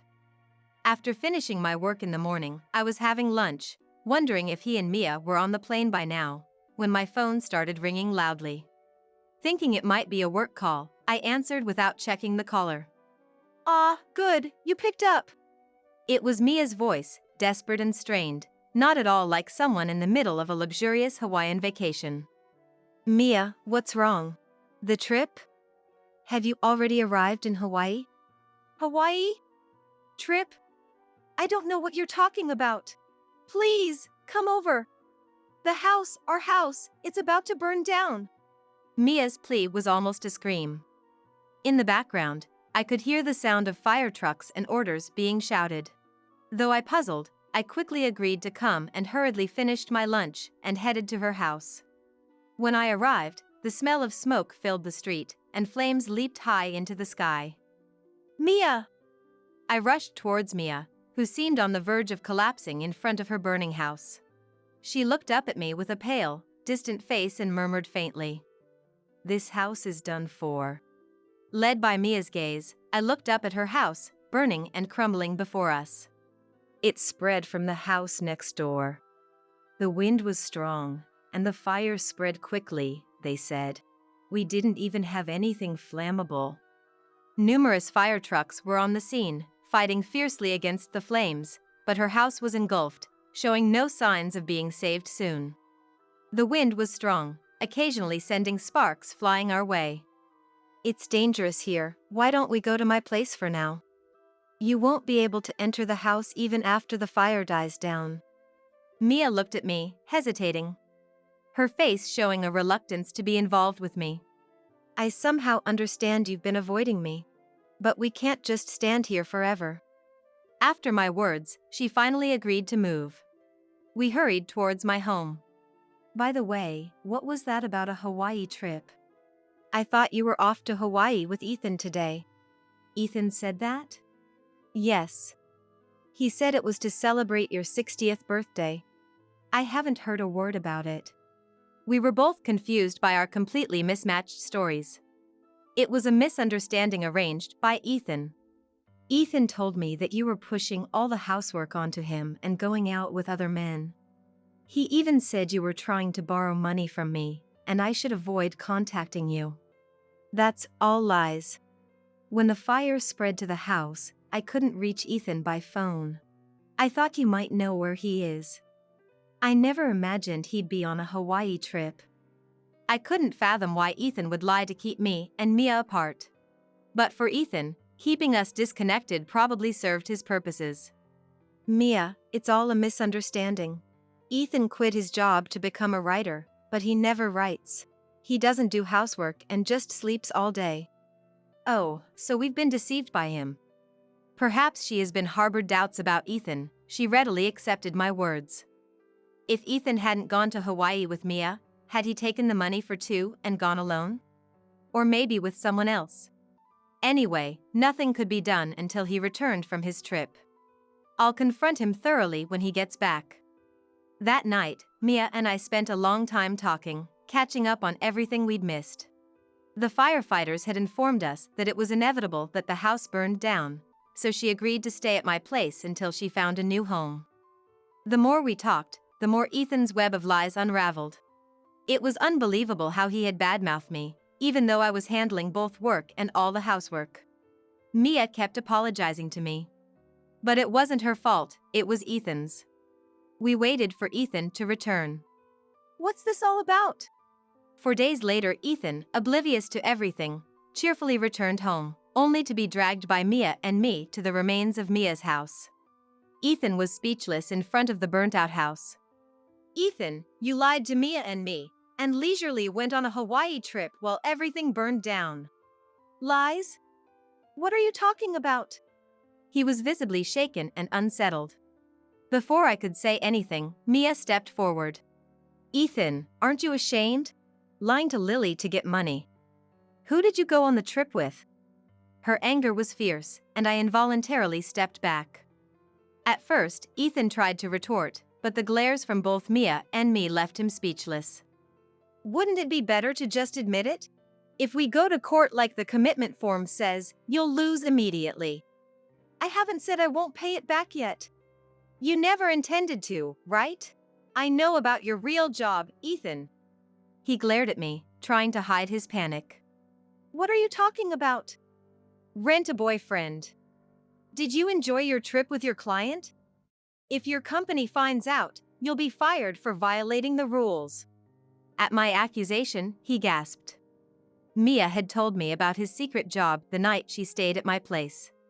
She didn't know what he did, but she mentioned he often came to her house with envelopes bearing a store's logo.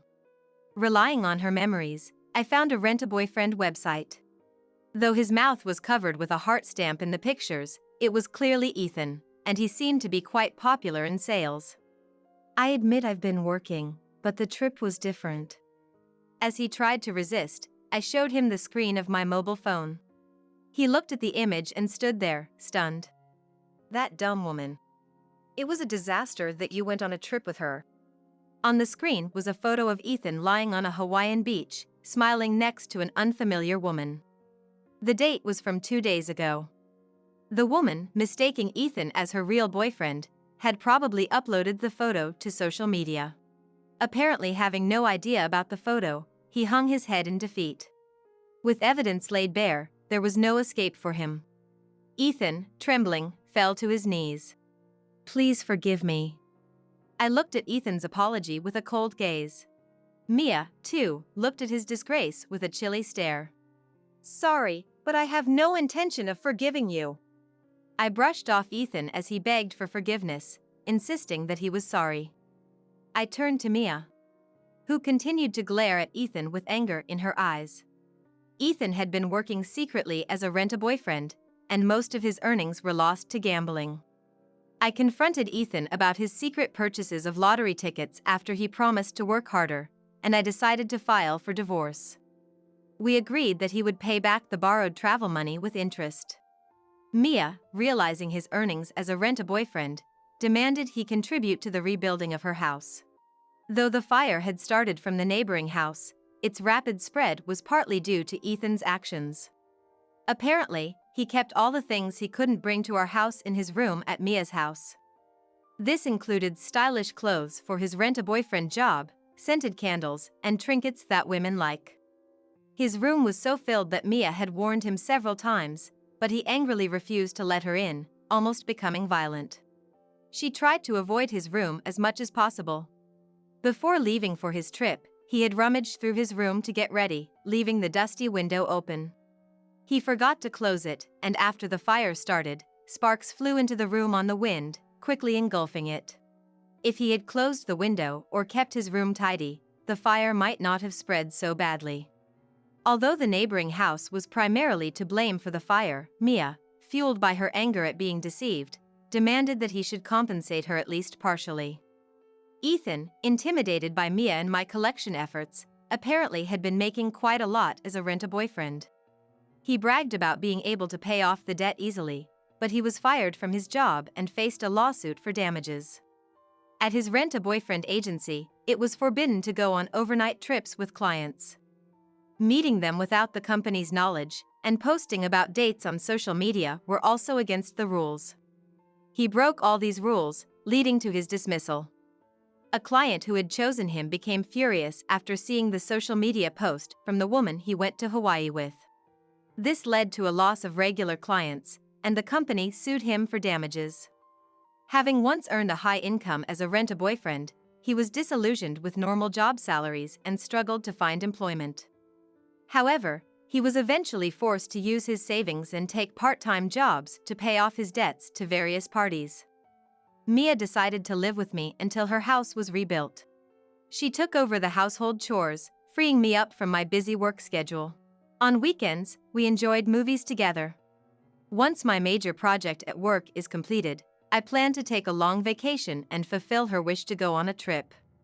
Although I divorced Ethan, Mia and I found we had a lot in common and would like to maintain our good relationship. I was sick in bed, which caused a huge delay in preparing for Christmas. While I was busily working, my husband Oliver had gone out somewhere. Entering Oliver's room, I noticed a bag sticking out of a drawer. I picked it up. Inside the bag was an SD card. Seeing it placed with a message card that read "For Oliver," I had a bad feeling. Just as Oliver returned home, I waited for him to take a shower and sneaked back into his room to check the contents on the computer. What is this? I was shocked at the footage. At the same time, anger surged through me. I'm going to divorce him. Determined, I gathered our relatives at our home the next day. Now, please look at this. As my voice caught the attention of the relatives and Oliver towards the TV, I pressed the play button. The scene that appeared left our relatives speechless and Oliver pale. Why? To Oliver, who turned to me in disbelief, I smiled and handed him the divorce papers. I will never forgive him. I'll make him regret this. My name is Sophia. A 34-year-old housewife. My parents passed away early, but thanks to a large inheritance and the kindness of the neighbors, I could pursue my dream job as a preschool teacher. I resigned from teaching when I was 30. To marry my childhood friend, Oliver. The catalyst for our relationship was my parents' accidental death. Being a high school student and facing college entrance exams, I didn't want to move. I was determined to attend the college my parents had supported. However, my relatives, eyeing the large inheritance left by my parents, tried to take me in.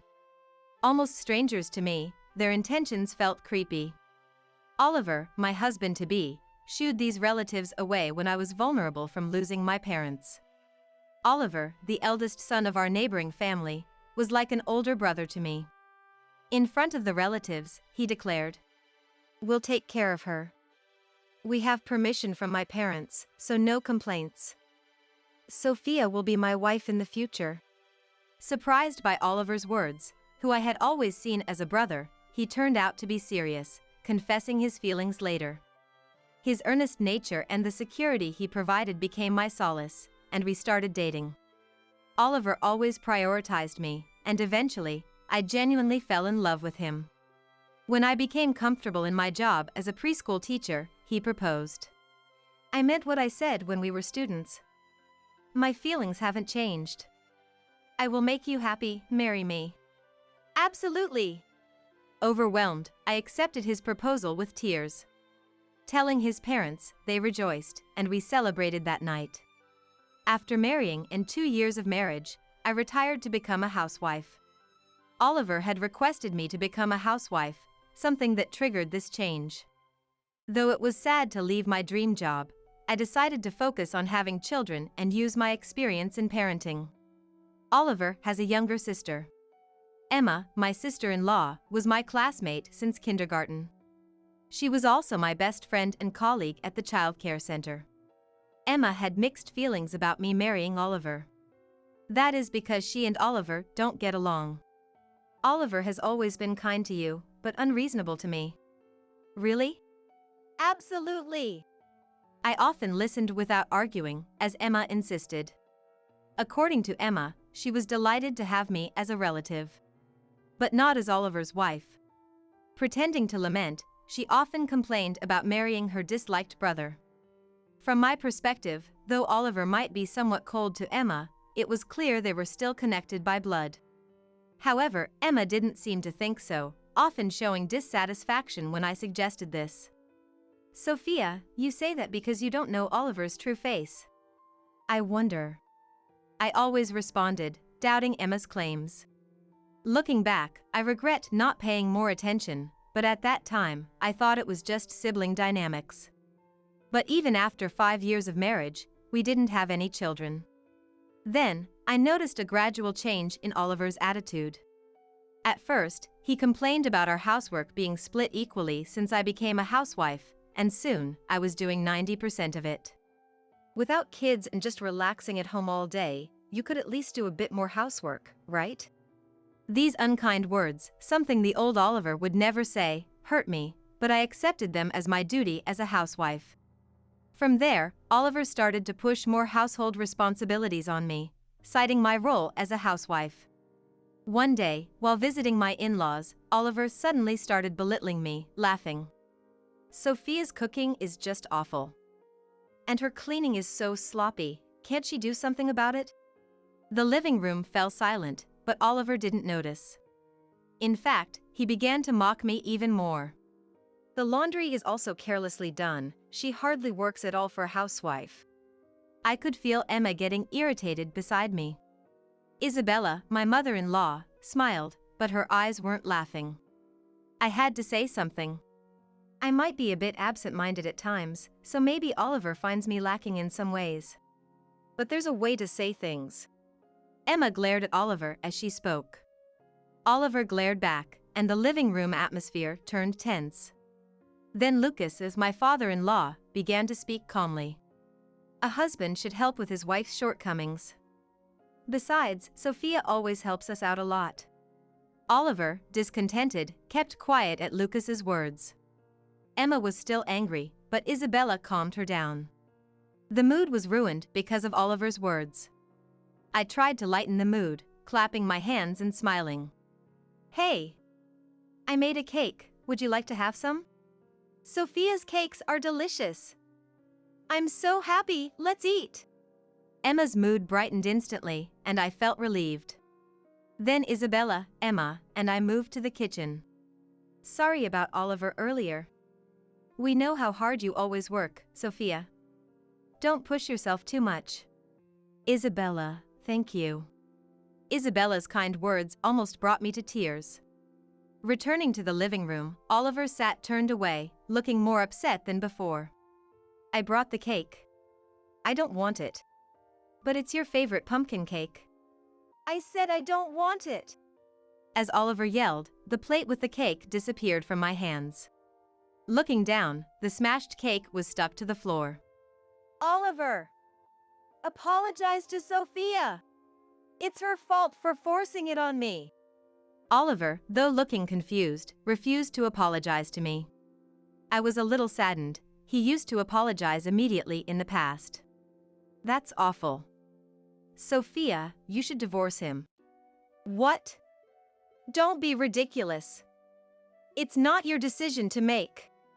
Emma and Oliver started bickering, ignoring me, and their argument heated up. Unlovable women can't get married. When I get married is none of your business. I desperately tried to calm down the shouting Emma. Oliver, looking at us in disdain, laughed and left, saying he was going out for a drink. Oliver's been going out a lot lately. Yeah, he never tells me where he's going. Don't worry too much, I'll ask around too. I thanked the ever-kind Isabella. My in-laws always doted on me, treating me like their own daughter. They scolded me when I was wrong, feeling like a second set of parents. Part of the reason I married Oliver was because of my relationship with my in-laws. The thought of becoming a family with my beloved in-laws and Emma made me happy. But it was true that I still loved Oliver. However, since then, Oliver's treatment of me became increasingly harsh. I'm going out. Again? Where have you been going every weekend recently? Anywhere I want. After a while, Oliver started going out somewhere every weekend. Sometimes even staying overnight, but he stubbornly refused to tell me where.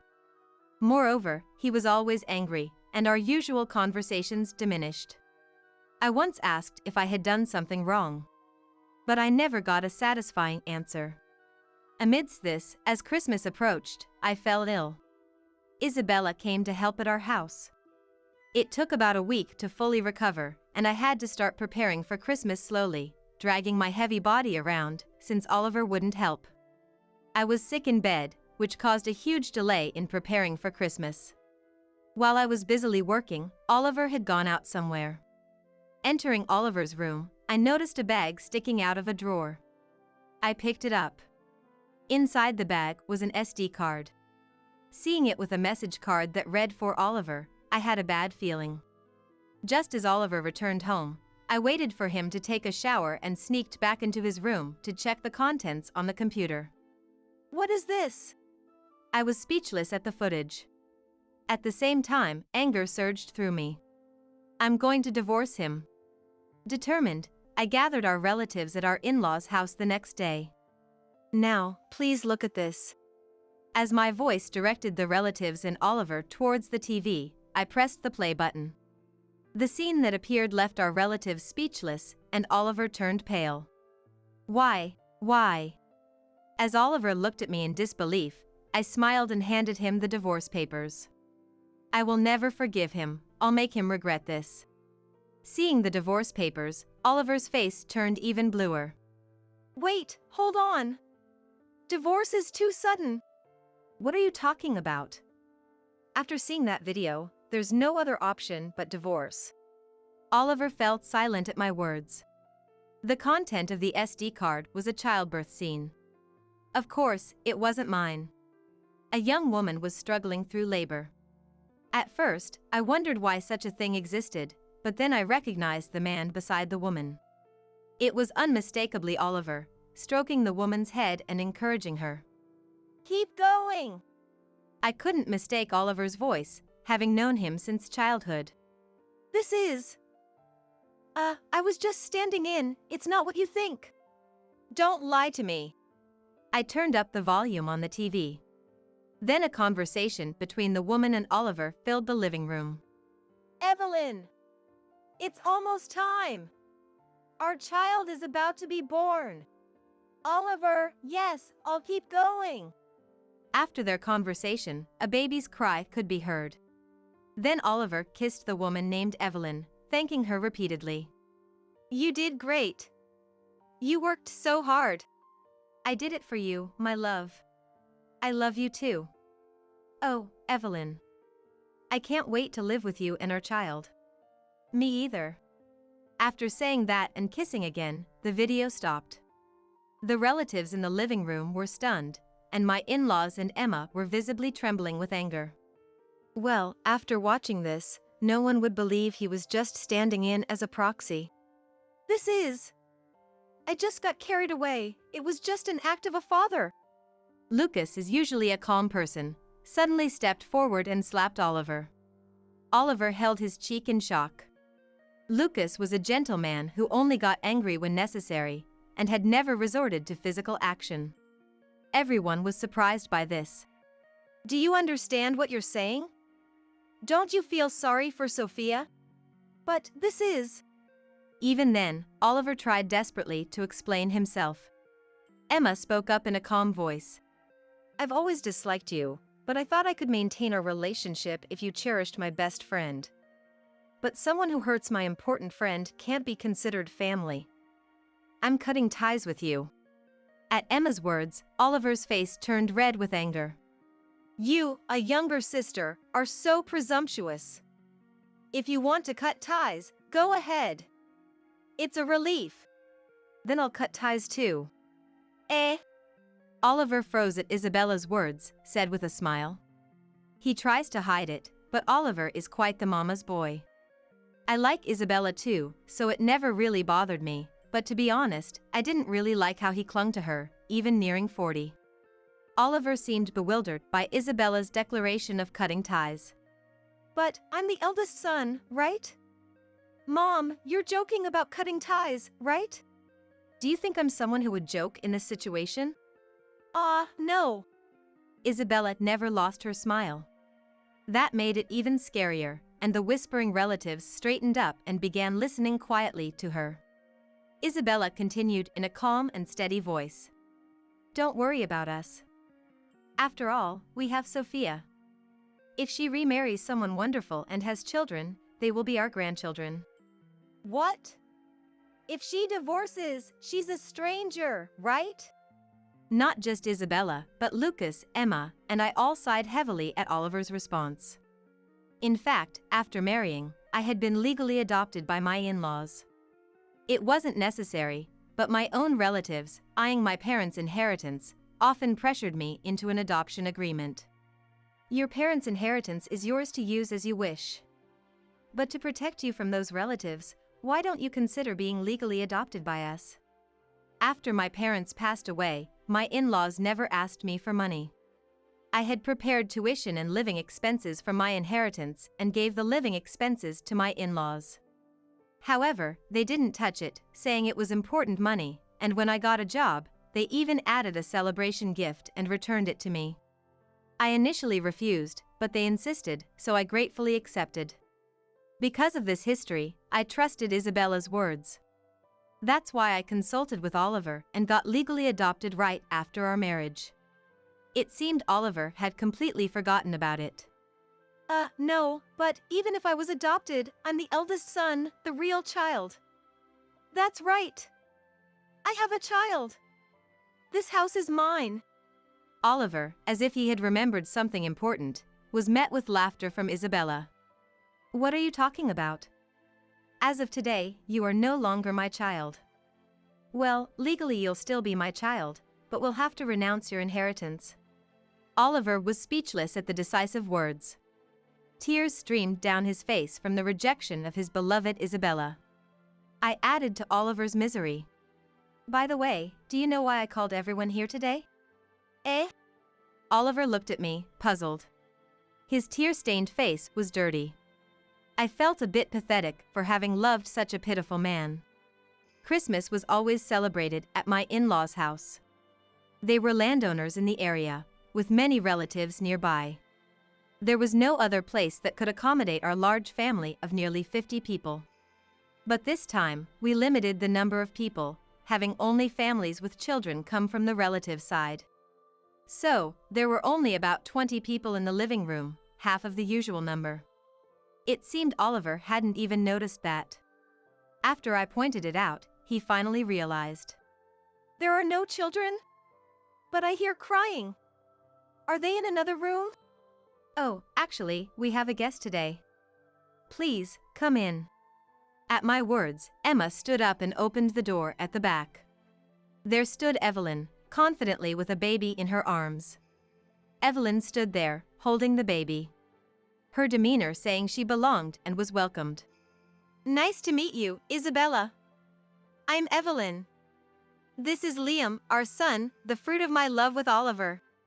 Evelyn said this cheerfully, but Isabella frowned. Though behind a door, she must have heard the conversation. But then I noticed the earphones in Evelyn's hands. Were you listening to music in the next room? Yeah, I was bored. Evelyn's attitude towards Isabella was starkly indifferent. She acted as if she was the rightful wife, and I was irritated, but realized she would soon be. Do you know why you were invited today? Isn't it because you're getting a divorce? And then I'll be Oliver's wife. We have Liam too, so it's a celebration, right? Her naive thinking made me sigh. In this atmosphere, thinking it's a celebration is just unbelievable. Oliver was frozen by the suddenness of it all, but seeing Evelyn's cluelessness seemed to bring him back to reality. Evelyn, we're in the middle of a difficult conversation. I'll contact you later, just wait a little longer. I can't wait anymore. Write the divorce papers now. Evelyn said this, handing a pen to Oliver. Then she looked at me, smirking in a mocking way. Sophia, was it? Thank you for your service until today. From now on, I will be the one receiving Oliver's love. Even with her triumphant tone, I just found it outright creepy. Since I saw that video of the childbirth scene, my love for Oliver is completely lost. I don't need his love, even if he begged me to take it. But to Evelyn, it seemed like I was regretful. Sorry about that.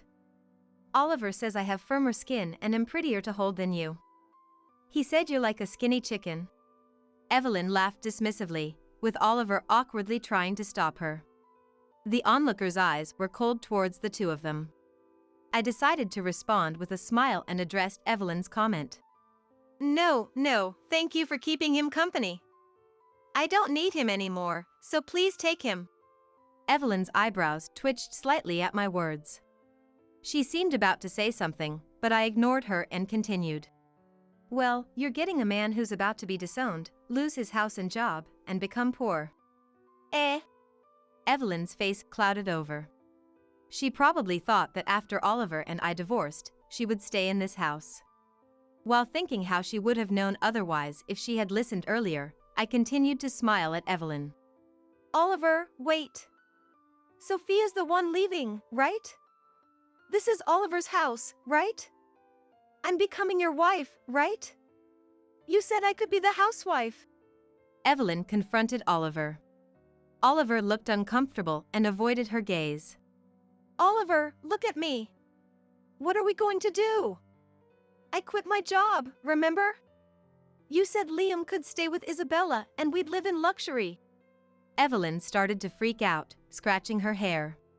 Startled by her shouting, Liam also began to cry, his cries echoing in the living room. I reluctantly took Liam from Evelyn and held him. He must be about 4 months old, just starting to hold his head up, and he was very cute. When I gently rocked him, he calmed down and fell asleep again. Relieved, I noticed Evelyn glaring at me. Give him back. That's my and Oliver's child. The grandchild of this house. He just fell asleep, so please don't raise your voice. While I was speaking, Evelyn snatched Liam back from me and returned him to the baby carrier. Liam woke up for a moment, but fell asleep again as Evelyn rocked him. I looked at her, relieved.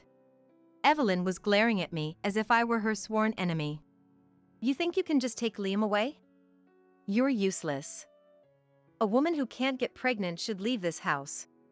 At Evelyn's words, I realized Oliver hadn't told her about that incident. It was about why I quit my job as a preschool teacher. Evelyn, didn't Oliver tell you why we didn't have children? I don't know. Isn't it because you're not loved? Evelyn said this, looking triumphant. As if she was superior as a woman. But that didn't matter to me. Oliver was pale-faced in the background, but I continued, revealing the truth. Oliver, I've always been unable to have children. Evelyn's momentum stopped abruptly, as if it were a lie. The surrounding relatives were also stunned. Actually, I quit my job after having a miscarriage. I wanted children so badly, I went for a checkup for the first time when I tried to conceive. Oliver also had tests done with me. The results showed no issues with me, but Oliver had a condition making it difficult for him to have children. It wasn't impossible, but a natural conception was highly unlikely. The pregnancy we had was a miracle, but it ended due to genetic issues. I was sad, but wanted to try again. Oliver felt the same, so we started fertility treatments. Fortunately, there was still plenty of inheritance left, so I quit my job on Oliver's suggestion, to focus on my health. However, we saw no success with the treatments, and when we started considering adoption, Oliver became reluctant. Looking back, he probably started his affair during our treatments, and Evelyn's pregnancy came to light around the time we talked about adoption. Evelyn turned pale upon hearing this and looked at Oliver. So, Evelyn, is Liam really Oliver's child? It's not impossible, right? Our love. Her talking about love at this point was just absurd. I smiled and said again. That's why I said, natural conception is almost impossible. But. Evelyn was flustered, trying to make excuses. Emma cut her off. Stop lying.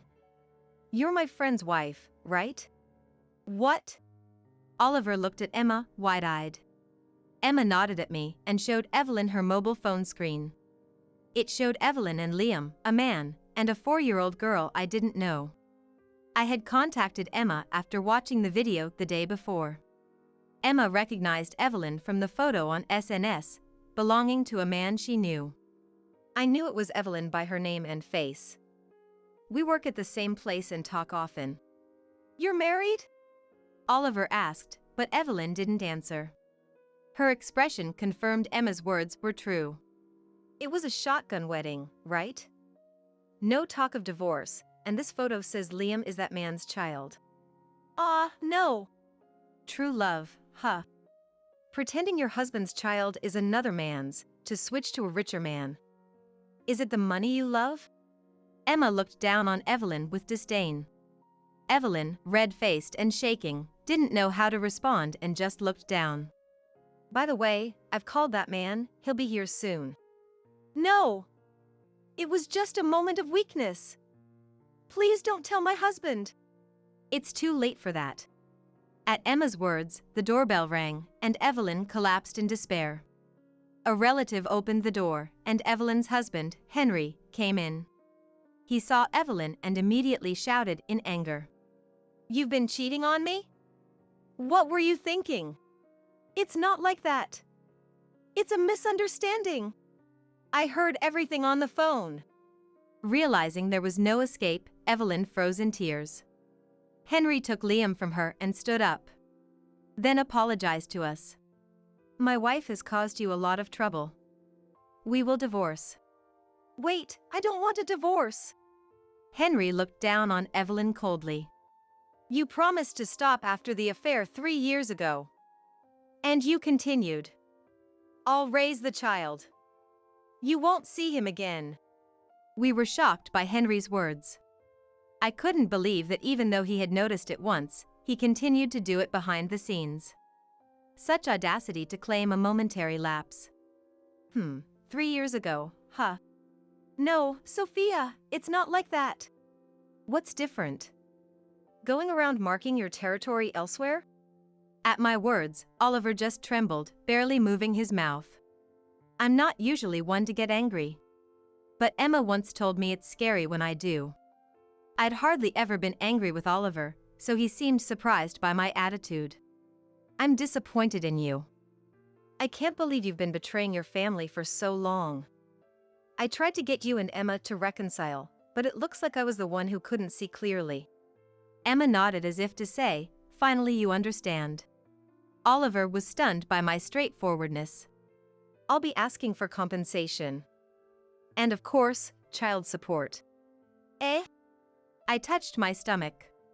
I had been keeping it a secret, except from Emma, planning to announce it at Christmas. I was pregnant.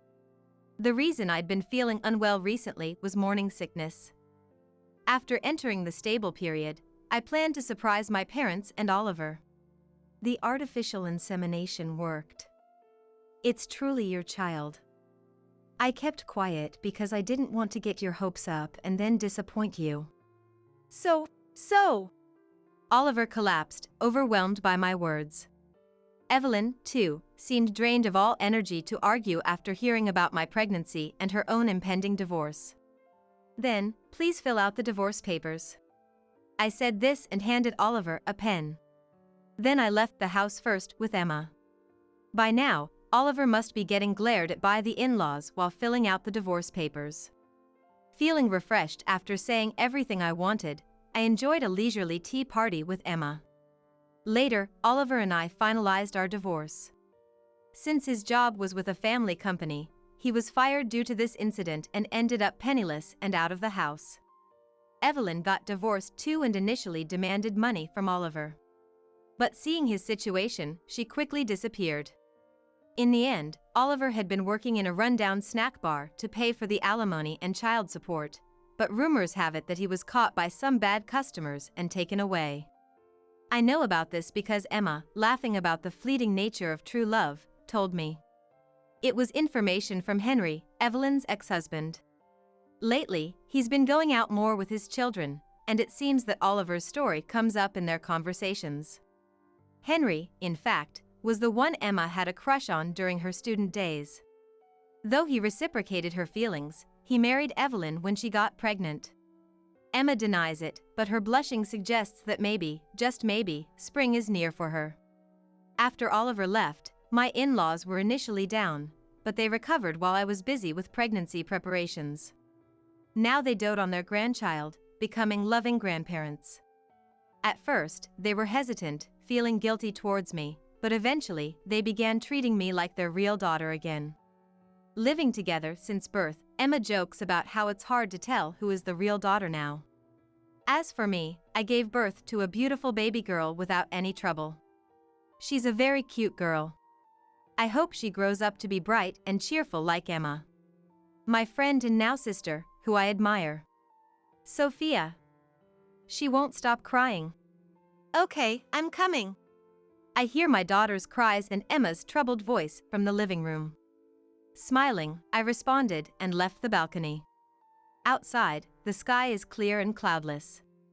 A future full of promises awaits us. Just like this bright blue sky.